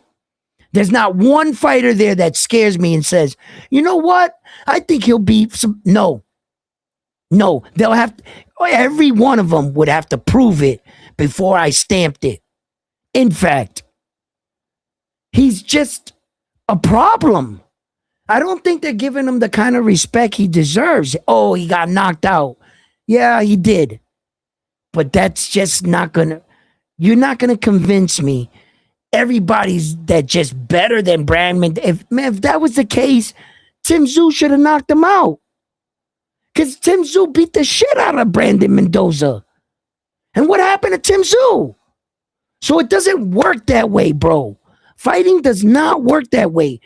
And there's not a fighter, and I stamp this, not one fighter at 154 I would be like, you know what, Sebastian, that guy might be too much for you. No. He's actually too much for everybody else, and they got to figure out how to get to him. He's not more skilled. No. He's not more fundamentally sound. No. He doesn't have better footwork. No. But when you're that big and you have that much advantage, all the skills that you lack, it kind of goes in your favor, man. To be honest with you, skilled wise, setting punches up better, I think Keith Thurman is actually a better puncher, a better style fighter than Sebastian Fundora. But did that matter? Did it even matter for like 10 seconds in the fight? How skilled one time Keith Thurman actually is. If you put anybody else in front of Keith Thurman, the same height of him, it's going to be a different fight now, isn't it? I can guarantee you it would be a different fight. But I'm trying to tell you guys something. It's not about skills when you're that big. Hey, Mo Brain says the IBF just ordered final eliminator between Brandon Adams and Bakram Mortazaliev. Looks like Josh Kelly's going to be tied up for a while. And then Yapstick says, when you said who beats Fundera, he put Boots, Crawford, Haney, and Spence. What? Read that. Say that again. I must have misunderstood what you said. Let me put in my other earpiece. Say that one more time. When you said that you don't see anybody giving Fundera a problem, he said Boots, Crawford, Haney, and Spence would all, I'm assuming, either give Fundera a problem or he didn't make it clear. I don't know if he said beat him or give him problems. Okay, first of all, Devin Haney ain't beating nobody. He ain't beating no Sebastian Fundora. That's cap. He would never beat Sebastian Fundora. Ever. Not in this reality, the next reality. No, there's no planet on Earth that Devin Haney beats Sebastian Fundora. No. At all. Skill-wise, Devin Haney's a way better fighter than Sebastian Fundora. Yes. Yes, he is. Devin's better with his punches. Devin's better with his footwork. Devin's better in all boxing attributes. Sebastian's just too big for Devin. He would never beat Sebastian Fundora. What was the other guys you said that he said? He said Boots. Boots has the best shot to beat Sebastian Fundora. He has the best shot. Boots actually might be able to beat Sebastian Fundora. But like I said, I'm not scared to put Sebastian Fundora in with any of the top 154 pounders. That's what I said. I'm not scared. I'm not scared. Now, Crawford is not a 154 pounder. He's a 168er, ain't he? What is he then? Didn't he just beat Canelo at 168? Or am I missing something?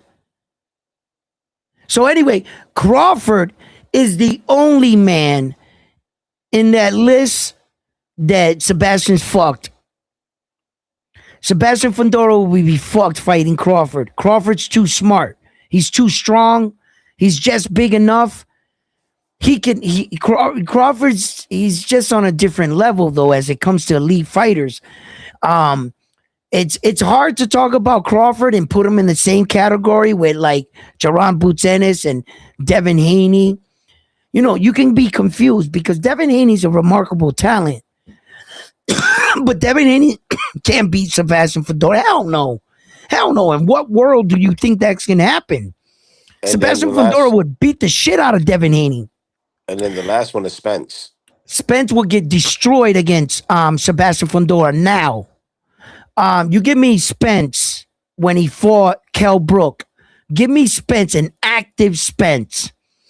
Now we might be talking a different fight. I think Spence is strong enough, right? And is forward, going in, relentless. Eventually, he'll catch up to Sebastian. Spence punches hard. Spence is he's got a good punch. If Spence can keep breaking him down, that would be, but you got to give me an active Spence. The Spence of today, he'll get hurt. Don't put Spence in with Sebastian right now. No, you're going to get Spence hurt. Yes, he's going to lose because he's not up to the speed of the fight like Sebastian is. Sebastian's going to put Spence away right now. But if I had to pick, if I had my luxury and you gave me Errol Spence Jr. before the car accident, that's a different fight. I think Errol Spence got the ability before the car crash to beat Sebastian Fundora now. I think Terence Crawford just outright beats Sebastian Fundora. There's no point that I think Sebastian Fundora can beat Terence Crawford. Not even at his best. Terence is just too good. As far as Jaron Boots Ennis, he has a good chance. You know, anything can happen in that fight. But Sebastian Fundora can really fuck up Jaron Boots Ennis if he's not careful. You can't crosswalk in front of Sebastian Fundora. He's going to hit you at angles and lengths you've never... See, the problem with Jaron Boots Ennis is what he's going to discover, what a lot of fighters discovered against Sebastian Fundora, the thing that one time Keith Thurman discovered, that there are certain spots in a fight where you're safe. You're safe. He can't hit you if I stop here. If he cuts this way and I just shift like this, he's too far away from me. The problem with fighting Sebastian Fundora, when one time Keith Thurman did exactly that, where in a normal fight, he was safe. He was out of punching range. Sebastian Fundora was like, no, you're not. Pow! Pow! He was hitting him from a length that his boxing IQ was saying, I should not be getting hit right now. He went to shuffle, slip, and look in front of him. You're safe. In your mind, pow, no, you're not. And he was like fucked up about it. He was, wait a minute. And Sebastian, and especially when he extends the jab, that he gets those 6-7 extra inches, that he's not just throwing it from here. He's like, Now he's hitting you from like across the ring. That's not easy, my man. Sebastian doesn't have to be skilled. He doesn't have to look or possess the skills of Terrence. That would be frightening. You give Sebastian Fundora's Terrence Crawford's real boxing ability, oh my God. He would be a god. That would be just cheating. You can't give him everything. You know what I'm saying? The boxing gods can't. Jesus Christ, if he learned how to fight like fucking Sugar Ray Leonard or something, Sebastian Fundora, oh my God, that would be insane. So I'm glad he got all the attributes, but he don't got all that much great, flashy boxing, but he does the job. He does the job. He's relentless. He throws a lot of punches, Sebastian Fundora. He throws a lot of punches from different angles. He's got like uppercut side shots. He's long and lengthy. You just got to catch up to him, and Tim Tszyu showed that. Tim Tszyu showed you can get in on the inside on Sebastian Fundora. He broke his nose. You just got to be able to take a punch. You got to be able to go. Yeah. And fighters like Terrence Crawford would fuck up Sebastian Fundora. He would systematically break that giraffe down. He's not beating Terrence Crawford. Now, Jaron Boots Ennis, that I would have to see, because Jaron Boots Ennis does a lot of things wrong with his footwork. He doesn't know how to cut the ring. He crosswalks in front of the guys. He shuffle steps sometimes, and Jaron Boots Ennis can get lazy with his footwork. If his footwork was as good as his upper body movement, he would have cut the ring off with Karen, and he would have made the fight easier for him rather than making the fight tougher for himself. Because with Jaron Boots Ennis, all God-given athletic ability, he can't cut these guys off. He's only athletic in the moment when the guy's on him and he's slipping, moving. He's real athletic like that. But so wait. I got to get your take on this. How do you see the fight between Fundora and Haney playing out? Honestly, Devin Haney? Yeah, how do you see the whole fight? That's not a fight, my man. How do you see it playing out if it happens? It's not a fight. But how do you see it? Okay, Devin Haney gets in the ring, gets knocked the fuck out. The end. That's not a fight. There's no way. No one can convince me, not even 10%, that Devin Haney could fuck with Sebastian Fundora. There's no world that's true. Devin Haney's, look, didn't they just prove that to you? Ryan Garcia proved that with all Devin Haney's skills, no matter if Ryan Garcia was on the juice, I don't care how much juice he was on, you still should be able to fight and beat a juice fighter. I know plenty of fighters that beat guys on steroids or juices probably through their career. Unbeknownst to them, this guy was on the juice and you went out there and beat him up. That doesn't mean, what was Devin Haney doing in the ring? I'll tell you what he was doing. He was getting outpowered. Ryan Garcia is not a better fighter than Devin Haney. Ryan Garcia is not more skilled than Devin Haney. Hell no. Ryan Garcia doesn't have more arsenal selection of punches than Devin Haney. Ryan Garcia's footwork is not better than Devin Haney's. Devin Haney all around is a better fighter. But what happened when you saw one attribute tip the scales with Devin Haney? Power. Power shut down Devin Haney's and power and speed. Right, correct. Power and speed shut down all Devin Haney's fucking skills. Why? He was in a fight with a guy that was too big. Bottom line, Ryan Garcia on that night was a weight bully, and he beat up little Devin Haney that was once upon a time considered to be a weight bully himself. But now if you want to play the weight bully card, putting him in with Sebastian Fundora, now that would be a weight bully. Not only is Sebastian Fundora just bigger than Devin Haney, he's taller, longer, everything. What do you think's going to happen? With all Devin Haney's skill, All his leg ability. What do you think? He's going to catch up to his chin? It's going to be a win for Devin Haney, no matter how you look at it.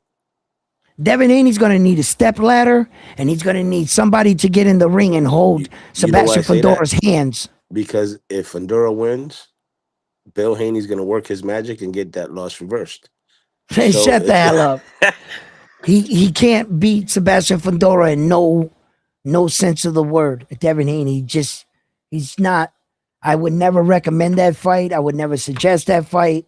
I would recommend like Devin Haney stay in your lane. Like that's not a fighter that you need to bring up against a fighter like Sebastian Fundora. That was a poor definition. He's just not that guy. He can't do that Superman shit. You Bill talk about Haney will Terrence find a Crawford and way. shit, Jerome Butenis. Those are different kind of men. Those are guys that play in different weight divisions, and they can fuck with those kind of dudes, bro. They can. They got the ability. Devin just doesn't have the punching power or the ability to catch up to Sebastian. And even if he did, I don't think he has the punching power to really hurt Sebastian. It's So gonna wait, be a bad night for Devin. A bad night, bro. But who Yeah. told you that Devin doesn't have the power? Who told you that? The guys that Huh? haven't fought him? No, I'm telling you that. That But who Brian told you Norman that? Jr. punch ain't sitting down Sebastian Fundora. He'll eat that like a cookie. That punch he punched Brian Norman Jr. with, Devin, you let him punch Sebastian in the face with that same punch. Sebastian's going to look at him like he's stupid. That's the difference. Sebastian's a real big dude. Come on, bro. You guys are crazy. Nah, you're going to need somebody really skilled to beat that dude. Terrence Crawford is the man. He will beat him. Now, Virgil Ortiz will struggle against Sebastian Fundora. He'll struggle. Virgil Ortiz is a bit better than Tim Tszyu, but the same fighter as Tim Tszyu. He's just a bit better than Tim Tszyu, a level above Tim Tszyu. And Sebastian Fundora wiped him down easy. He'll wipe down Virgil Ortiz. Virgil Ortiz will last a little bit longer than Tim Tszyu, but it'll be the same outcome. I got Sebastian Fundora in the fight. He'll beat Virgil. It's Sebastian's on his way of being one of the most dominant fighters if he can put this all together. If it falls apart on him, well, then it fell apart on him. But he has all the attributes. You turn him into a better puncher, a better styling, a better patient fighter, someone that all he really needs to do is just hide his chin away from you guys. That 7-10 inch reach, man, it's just something else, man. He is truly a problem. Sebastian Fundora, he's a problem. And like I said, I stamped this. I didn't say he can beat all the guys, the top guys at 154, and that he walks away with everything. But I'm not scared to put Sebastian against any 154 pounder, including Xander. I wouldn't be scared. No, I think Xander, that would be his toughest fight. Why do you think I say that? Because I believe it. Until Xander chops that tree down and he shows me, then I'll know. On that day, I will know. The difference is that Xander is not that much shorter than Sebastian. Yes, he's Yeah, shorter, of course. nowadays Xander seems to be growing every fucking week, doesn't he? Bro, Like, he's what the getting into fuck them is going on here? spurts. Huh? Bro, and have you seen his training videos as of late? Of course. Bro, he is jacked. Yo, and then a lot of people are telling me, yo, Edwin, don't you think Xander's a little bit too big right now and shit like that? And what I have to say to everybody that thinks that Xander's too big, right? And that he's gonna have to do a massive weight cut, and that he's gonna be deplenished and all this other shit. I'm gonna say this is my answer to all of you. You guys must not remember what it's like to be 23 years old. Huh? Do you remember what it was like being 23 years old and cutting weight? How that weight flies off? Easy work. How a fucking 23-year-old kid is about to cut weight? You guys must not remember that, huh? He's that big, but at 23 years old. He can shed it quick. Bro, when you're 23 years old, bro, you could run around the block, tirarte un peo, and you lost 20 pounds. Like, yo, are you serious right now? I think he's going to be just fine. I just hope. I think he's going to be just fine. I hope that the muscle gain that he's getting doesn't fuck up his stamina. No. The muscle gain that Xander's getting actually is his grown man strength. He's 23 years old. The male body, spurts from what? Like the ages of puberty, 17 years old, somewhere around there. To 25 or 26. To 25, 26, 27, right around there. Yeah. You see? So the muscle he's actually developing, he's going to be able to move in it. Like, Xander's not going to notice the muscle gain. He's only going to notice it in the mirror. You understand? He's going to be able to move with his body efficiently. Why?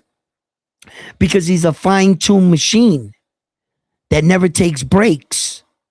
It's not like you're packing on muscle for the first time and you're learning how to live in your body. No, that's a different kind of build. You're just adding muscle to a fine-tuned machine.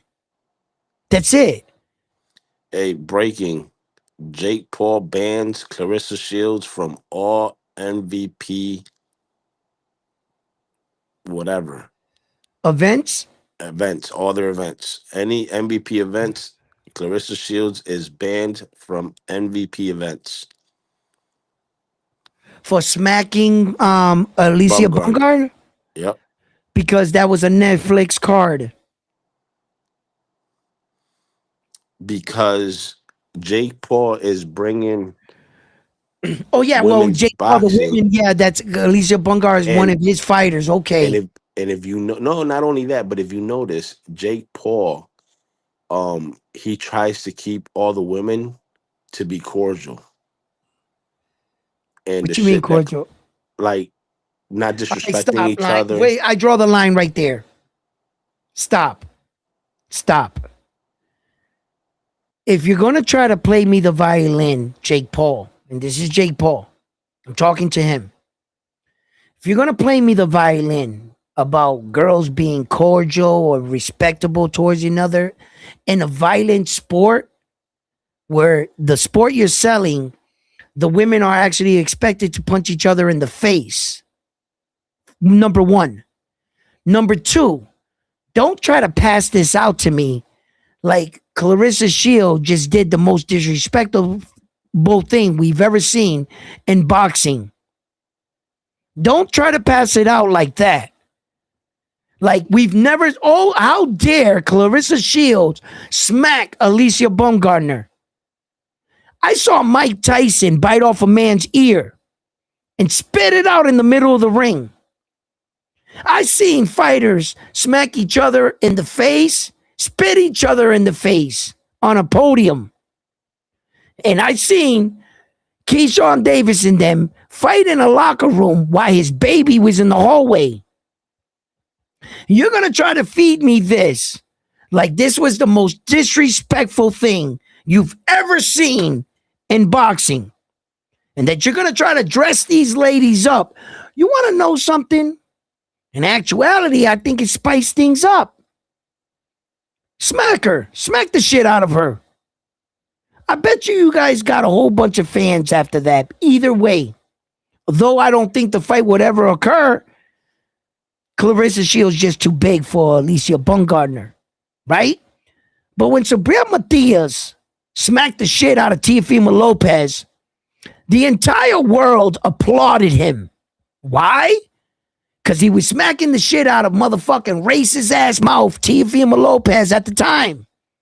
Ain't that what you guys said? Right? So now, Jake Paul, what you doing?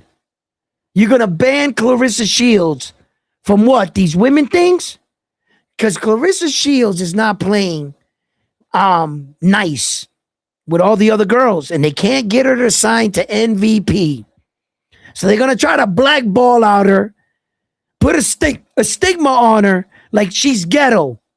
Like we can't take her nowhere. Well, great try, but wrong, failed in the attempt to at least convince a fan like me. What you mean? You can't take her nowhere. What you mean she act ghetto? What? In a sport filled with violence? I think that's exactly where we need that at. We don't say Tank Davis is acting ghetto. We don't say Rolly is acting ghetto. We don't say half these fight. We want them to talk shit.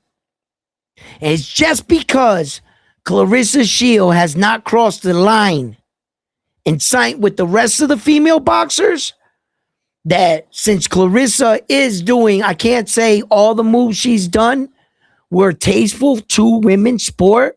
I think she's the GOAT. And she needed to find her place amongst the women. Rather than fighting against all the women, help build them up. But shout out to Clarissa Shields. Whatever approach she wants to take, fine, take it, sweetheart. Right? But for Jake Paul, I'm going to ban her from all the events. This was distasteful in boxing. This was one of the most horrible things. Shut the fuck up. This is boxing. If you don't got the stomach for it, bro, I hear tennis is good, golf. You might didn't Mike Tyson smack Jake Paul in face to face? Yeah, and face to face on the fucking thing for stepping on his feet. He smacked the shit out of him. Bro, listen, this is not the first time in combat sports we've seen something distasteful. Somebody gets smacked. What was he doing? There's only one reason behind this. I feel, this is my opinion, she ain't crossed the line and signed over to your little MVP. And because she didn't and she smacked one of your fighters, and now you want to ban her from these places so that she can't go to other female events and show support. So when you say Clarissa Shields is not showing support to these, remember, you guys locked her out. You guys locked her out to 90% of female boxing, the top 90, because they're all signed to MVP. So I don't want to hear when you guys, oh, Clarissa's never supporting women boxing. Well, now you just blackballed her. Because didn't you say this, Jake Paul, out of your own mouth? Good media, bad publicity. It's all publicity. Ain't that what you said? Ain't that what you said? Good publicity, bad publicity. She smacked the shit out of her. Why do you got to ban her? Why? Who are you protecting? The greatest female boxers in the world? Because they don't need no protection from you. You're just doing this because now you're really pushing Clarissa out the way. And I got to admit, Clarissa Shields, man, this is not the way, girl. This is not the way. I just think that you could have do more for women in a better way, Clarissa. But who am I to tell you anything? You're the GOAT right now. Do whatever, but I could see the approach in this by Jake Paul. Jake Paul, he's on some sucker shit. He's trying to make up Clarissa to look like a fucking, just like Two-Tone, like a fucking monster. You should hear the way Two-Tone talks about the situation. He calls Clarissa Shield. She goes, here comes this demon out of the spawns of hell and just smacks the innocent bystander and Alicia Baumgartner that was standing there minding her own business when this thug came out of nowhere and assaulted her. She needs to be brought up on charges. She needs to be arrested. You should hear how they're talking about Clarissa. Like Who's that? Something Two-Tone. Like. Well, hold on. You know Two-Tone would do anything for Alicia, including Anything? peptides, Do you think he would? Do including you? peptides. Like Do, blood flow. Peptides. You got yo, peptides. Is it still playing?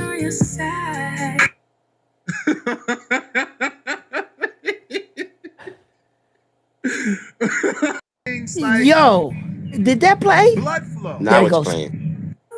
Peptides. You got the peptides. Keep me on your side. Yo, the laugh at the end really kills me. Two That's Toes just laugh. hilarious. Yo, he gonna get on them peptides ASAP for Alicia So check it. Bumgarner. You know what I'm saying? She So want a skinny dude. Jason Yo, says, "Yo, Xander looks jacked up. He might have to move up soon." I Bull think Rider so. says, "Bull Rider says being jacked don't win fights. Facts." Takeover says Fandura asked Xander for a rehydration clause. He's not that confident with the young king. Virgil ducked Bohachuk. He's not built like that. Zayas has to clean his mess. Bull Rider Mm. says Xander is a weight bully. Facts. Takeover take Takeover says Virgil couldn't make weight twice against Sanionis. Facts. Bohachuk dropped Virgil. Facts. Facts. Tio called the cops on Matias. Yes. Facts. Santos says, dude, Clarissa's been calling out all these names and doesn't want to cut no weight to actually fight. She's in a weight class with 10 people. Laughing emoji. Remember, a lot of people get paid from these outlets under the table. Yeah. Yeah.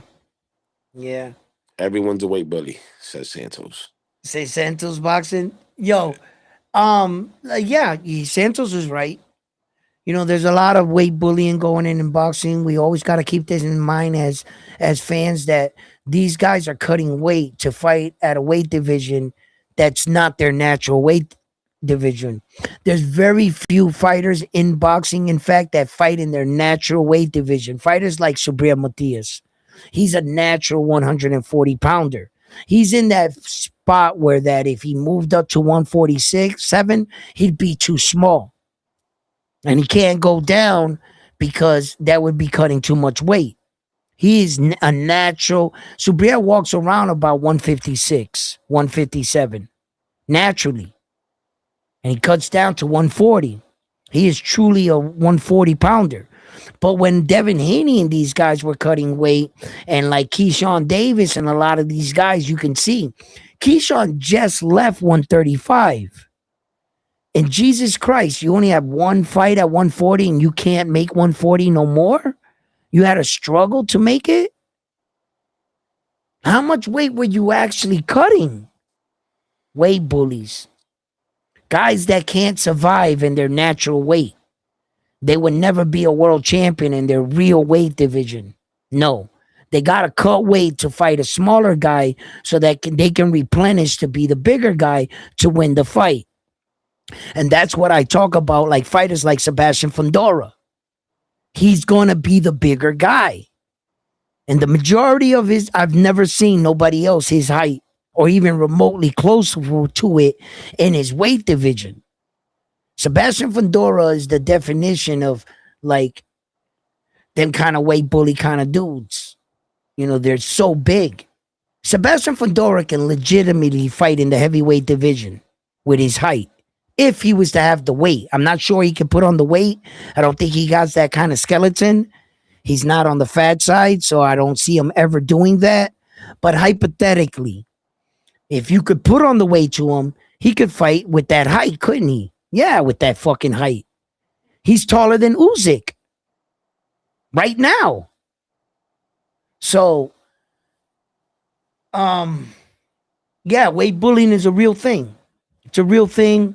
Majority of these guys will never fight in their real natural weight division because they're not going to make it far. They don't got enough pop to fight in their natural weight division. They got enough pop to beat up on a little guy and look good and give the illusion that they have good power. you're just beating up on little dudes and knocking them out. But the second you start fighting in your own weight division, mysteriously your power goes away. Teofimo Lopez. Once Teo started going up to his real weight divisions, he doesn't have that kind of power now, does he? Shit, and with the performance he had against Shakur, it looked like he ain't He had was the just skills outskilled in either. that. That was just a different case. He was just in with a better fighter. That's it. Not now. If you ask the Teo fans, they'll say that he took the dive on that fight.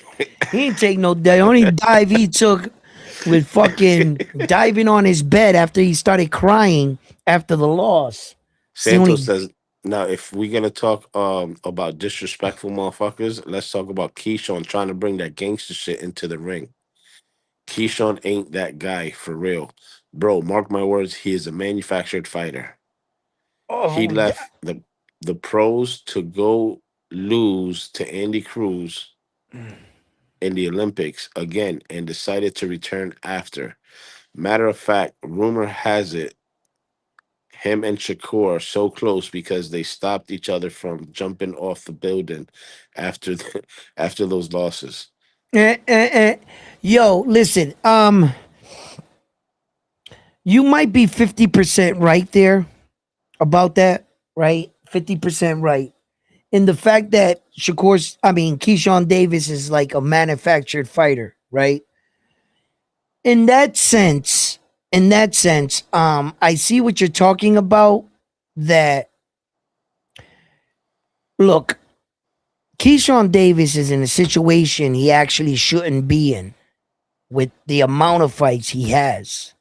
In actuality, Keyshawn Davis only has 15 fights? You're supposed to be at that point in your career entering the top prospects of the division, fighting to be a contender for a world championship. With 15 fights, you should have never already became a world champion. And because of the fact that Keyshawn crossed that threshold by securing a world title, that's it. The fans are going to talk you up like you need to fight the top guys and prove it. When in actuality, he was real fortunate to be in the situation he was in, Keyshawn Davis, at the time he got the belt. He should have appreciated his situation more than rather letting it get to his head and him already thinking he was amongst the top fighters in the world. His name is being talked up with the top fighters, but in actuality, he's not there yet. He's not there. I just don't think that he's disciplined and focused. Well, he's got the skills. Keyshawn got He, the skills. yes, but he doesn't have the He has the dedication. ability. He's just on a different. He's slightly on a lower level. I promise you. I promise you. The day you actually see Keyshawn Davis get pushed back by anybody that has remotely the type of skills he has, you're going to see Keyshawn Davis fold. I guarantee it. Yeah, I guarantee it. When this man says that Keyshawn's not built like that, I also understand that side of that. He's really not. He's really not. He's the perception of being built like that.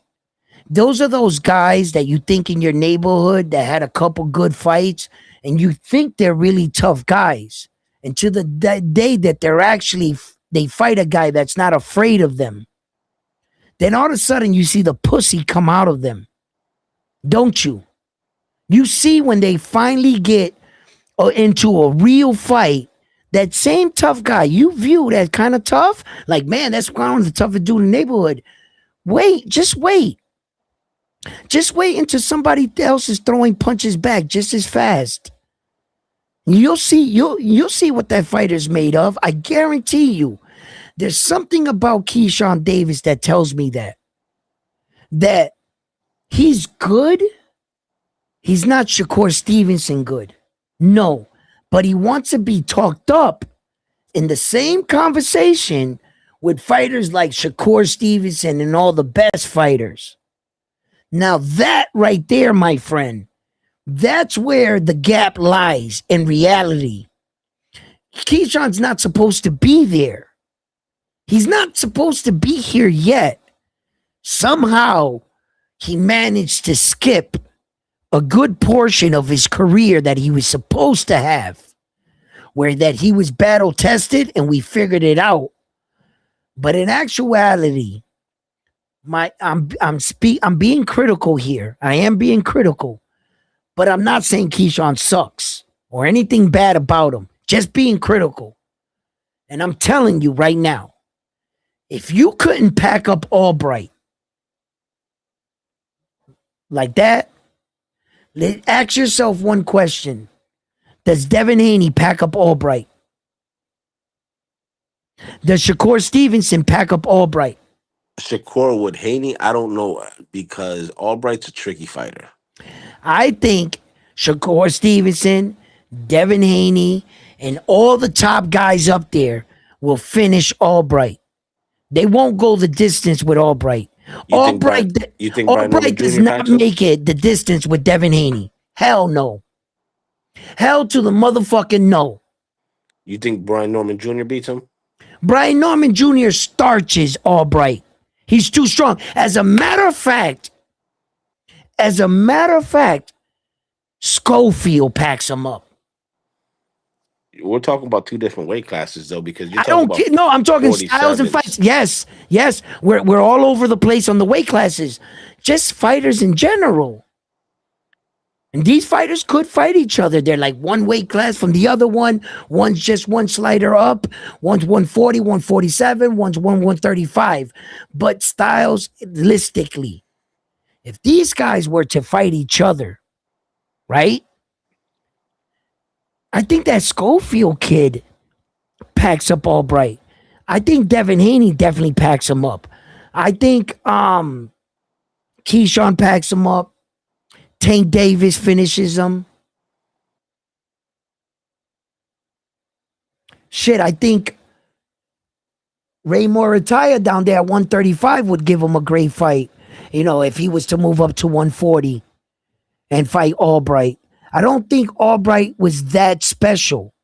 I think he did a lot of good things, but he was clumsy in his approach. He was so clumsy, he was always tying up with Keyshawn. He couldn't even find his own distance. And Keyshawn didn't help. Keyshawn just interacted in the fucking clinching. Yeah, when Keyshawn showed that all he had to do is frame off and push Albright before he grabbed him, Keyshawn beat the shit out of him. Albright wasn't doing anything in that ring. He was tricky. He's a little tricky fighter. But on the where we separate fighters from levels, Albright doesn't fuck with Brian Norman Jr. No. Not that Brian Norman Jr. that was in the ring. He beats Albright. Albright doesn't make it to the 12th round, but he did with Keyshawn. At 140, you think Subriel beats him? I know Subriel will beat him. Subriel would make Albright quit. You think? What about Keyshawn versus Subriel at 40? At 40, Keyshawn versus that's a tricky fight because I kind of think that Keyshawn got enough footwork and he can dance around Subriel. It would just be a determination of what I'm not a determination. It would be just I would have to see exactly what I was talking about. What I explained about Keyshawn being pushed back and a fighter not being afraid of him, that he's going to fold under that. It could be a possibility that Subriel could be too much for Keyshawn, because when we saw a better or even great boxer in Alberto Puello box against Subriel Matias was wearing him down. If it wasn't for the real strong fighter that is Alberto Puello, because he's a strong man to take that damage and to go the distance with Subriel, I'm not sure if Keyshawn Davis is built like that to take that kind of ass whooping and to keep going. I know Keyshawn got the skills to outsmart Subriel. If Keyshawn can work off his jab, it could be a bad night for Subriel Matias. But What Keyshawn's about gotta hurt him. Ernesto? Keyshawn's What gotta about hurt. Ernesto? He's gotta push Shabir back with his shots. That's not gonna I happen. don't That's think not gonna happen. Keyshawn got the kind of power Dalton Smith had. You know what I'm saying? No. I don't think he's got that kind of power. Keyshawn, not yet. He hasn't What about proven that. what about what about Ernesto Tito Mercado versus Keyshawn? Uh I think he beats him. I think You think Tito beats Keyshawn or Keyshawn beats Tito? I think Keyshawn beats Tito. I think he can beat him. I think, Keyshawn listen, I'm not saying that Keyshawn is soft, like in the sense that he can't really box. Because this kid can fight. Keyshawn is a real good fighter. He's just not on that level yet, is what I'm talking about. Stay with me, guys. Don't think that I'm saying that So Keyshawn, yeah, everybody beats this Keyshawn Davis. No, it's not what I'm saying. I'm saying there's levels to this. And as far as the older veteran guys, that Keyshawn's name's being thrown around, when I'm telling you, he's real fortunate for being in a situation. He shouldn't be talked about with these guys with only 15 plus fights. Keyshawn, he's actually at this level, but he's being talked up on this level. You understand what's happening here? so what do you think about this statement? Mo Brain says Keyshawn leaving Bomac will halt his development. Absolutely. Absolutely. I don't think that you're going to have a better coach or somebody that's worked long enough with probably the greatest fighter in our era in Terrence Crawford to have that kind of eye, to know what it's going to take, the decision making, everything. Bomac, if Keyshawn Davis showed Bomac the maturity and the respect that Bomac deserved as a coach, and he wouldn't have played around with them, then Bomac could have made Keyshawn Davis into an elite fighter at one point in his career. I believe that. But Bomac saw that Keyshawn Davis wasn't showing up to training. He was showing up late. Sometimes he wouldn't show up at all. And Keyshawn Davis was more in the lamplight than in the gym at some times. When he would come to the gym, he would do a lot of good work, but Keyshawn, he had to find himself as a young man, being veritarily poor and coming across some money and all these women can be a real big distraction for a young man like Keyshawn Davis. So in that aspect, I don't fault him. But what I would, look forward to is to try to prove himself once again to Bomac and to try to see if he can require the services, or maybe Bomac's bill at this point might be too high for Keyshawn. I don't know. But I know that was a bad mistake. I don't think that there's another coach out there, another set of eyes, a team quite like Bomac's team, that they had the privilege to come up with Terrence Crawford from day one. It's not like Bomac grabbed a fighter in the middle of their career, like Shield is doing with Brian Norman Jr. No, that coach right there with Terrence Crawford knows a lot about Terrence Crawford and what it takes to be that kind of fighter, what he witnessed himself, the things he can put into young Keyshawn Davis. But Keyshawn Davis doesn't seem like he's making a lot of right choices, and it shows. Just in his last fight, he almost missed weight. 2 attempts failed. The third one, he made it. So look, guys, I think that Keyshawn Davis is a great talent. I think he just needs to get his shit together. But I think we need to be alert and aware of what kind of fighter he truly is. Okay? I can understand when Santos boxing there what he was saying. And I get what he was saying. Like where Keyshawn is actually at, where they try to talk him up to be, it's kind of like a manufactured fighter. And Keyshawn knows, like, you know what they say, right? That old refrán in Spanish, el mono sabe el palo que se trepa, right? Keyshawn knew. He knew in the division.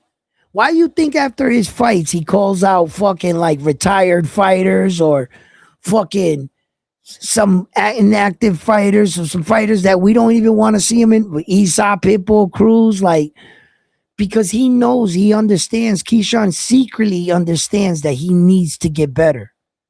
There's certain things about boxing he needs to find out, and everybody's fast tracking him, and he can't help it. He's on that fucking star status, little star roller coaster in boxing. It goes up and down as long as you keep winning type shit. And he, Hey, Edwin, yeah, I'm about to hop off. I'll I catch gotta you hop more. off too. I gotta close this down, man. We've been on for a long time. I'm actually gotta go get something to eat. But thank you guys for tuning. Damn, it's 11:42. Damn. Yeah, I got to get up early, but Jesus, how long I'll we been holler on the at y'all. show? Hey, yo, fight fans. Three Damn, a long time. We 3 hours and yeah, 45 we started minutes. this show yesterday, and we're here. Yo, motherfucker works more hours than me. Who, Frontline? Yo, anyway, you guys have been the best. Thank you for all your comments. Please don't forget to give the videos a like. I always like talking boxing and hearing what you guys have to say and your opinions too as well. You know, I made this boxing channel here not just to hear myself talk, not just to sit here and give my opinion like I'm the Notre Dame of all of boxing. No, I have my own opinions, and I'm sure you have yours. And I've made this platform here for the boxing people like ourselves can come up and talk our shit. Talk our shit. You know, and I hope no one ever gets offended here or don't come up in here seeing my show thinking it's something else like the rest of these shows. Yeah, we take our little inside shots, but that's all in love. It's all in love, shit talking, fair competition. My guy will beat your guy. My country flag is this and yours, and but we don't have to be disrespectful. We could all be prideful for who we are, where we come from, and our flags, and still respect one another. So I hope you guys have had a wonderful time here at Round One Sports Talk as I make my, my transition through boxing, being a student. I want to be a more historian in boxing. I want to learn more. And the only way I'm going to do that is here with you guys, learning from each other. So thank you. Have a blessed night. And I'm on to the next one after this one here at Round One Sports Talk. Peace. Shout out to Keith Cologne, the Tsunami. Thank you for stopping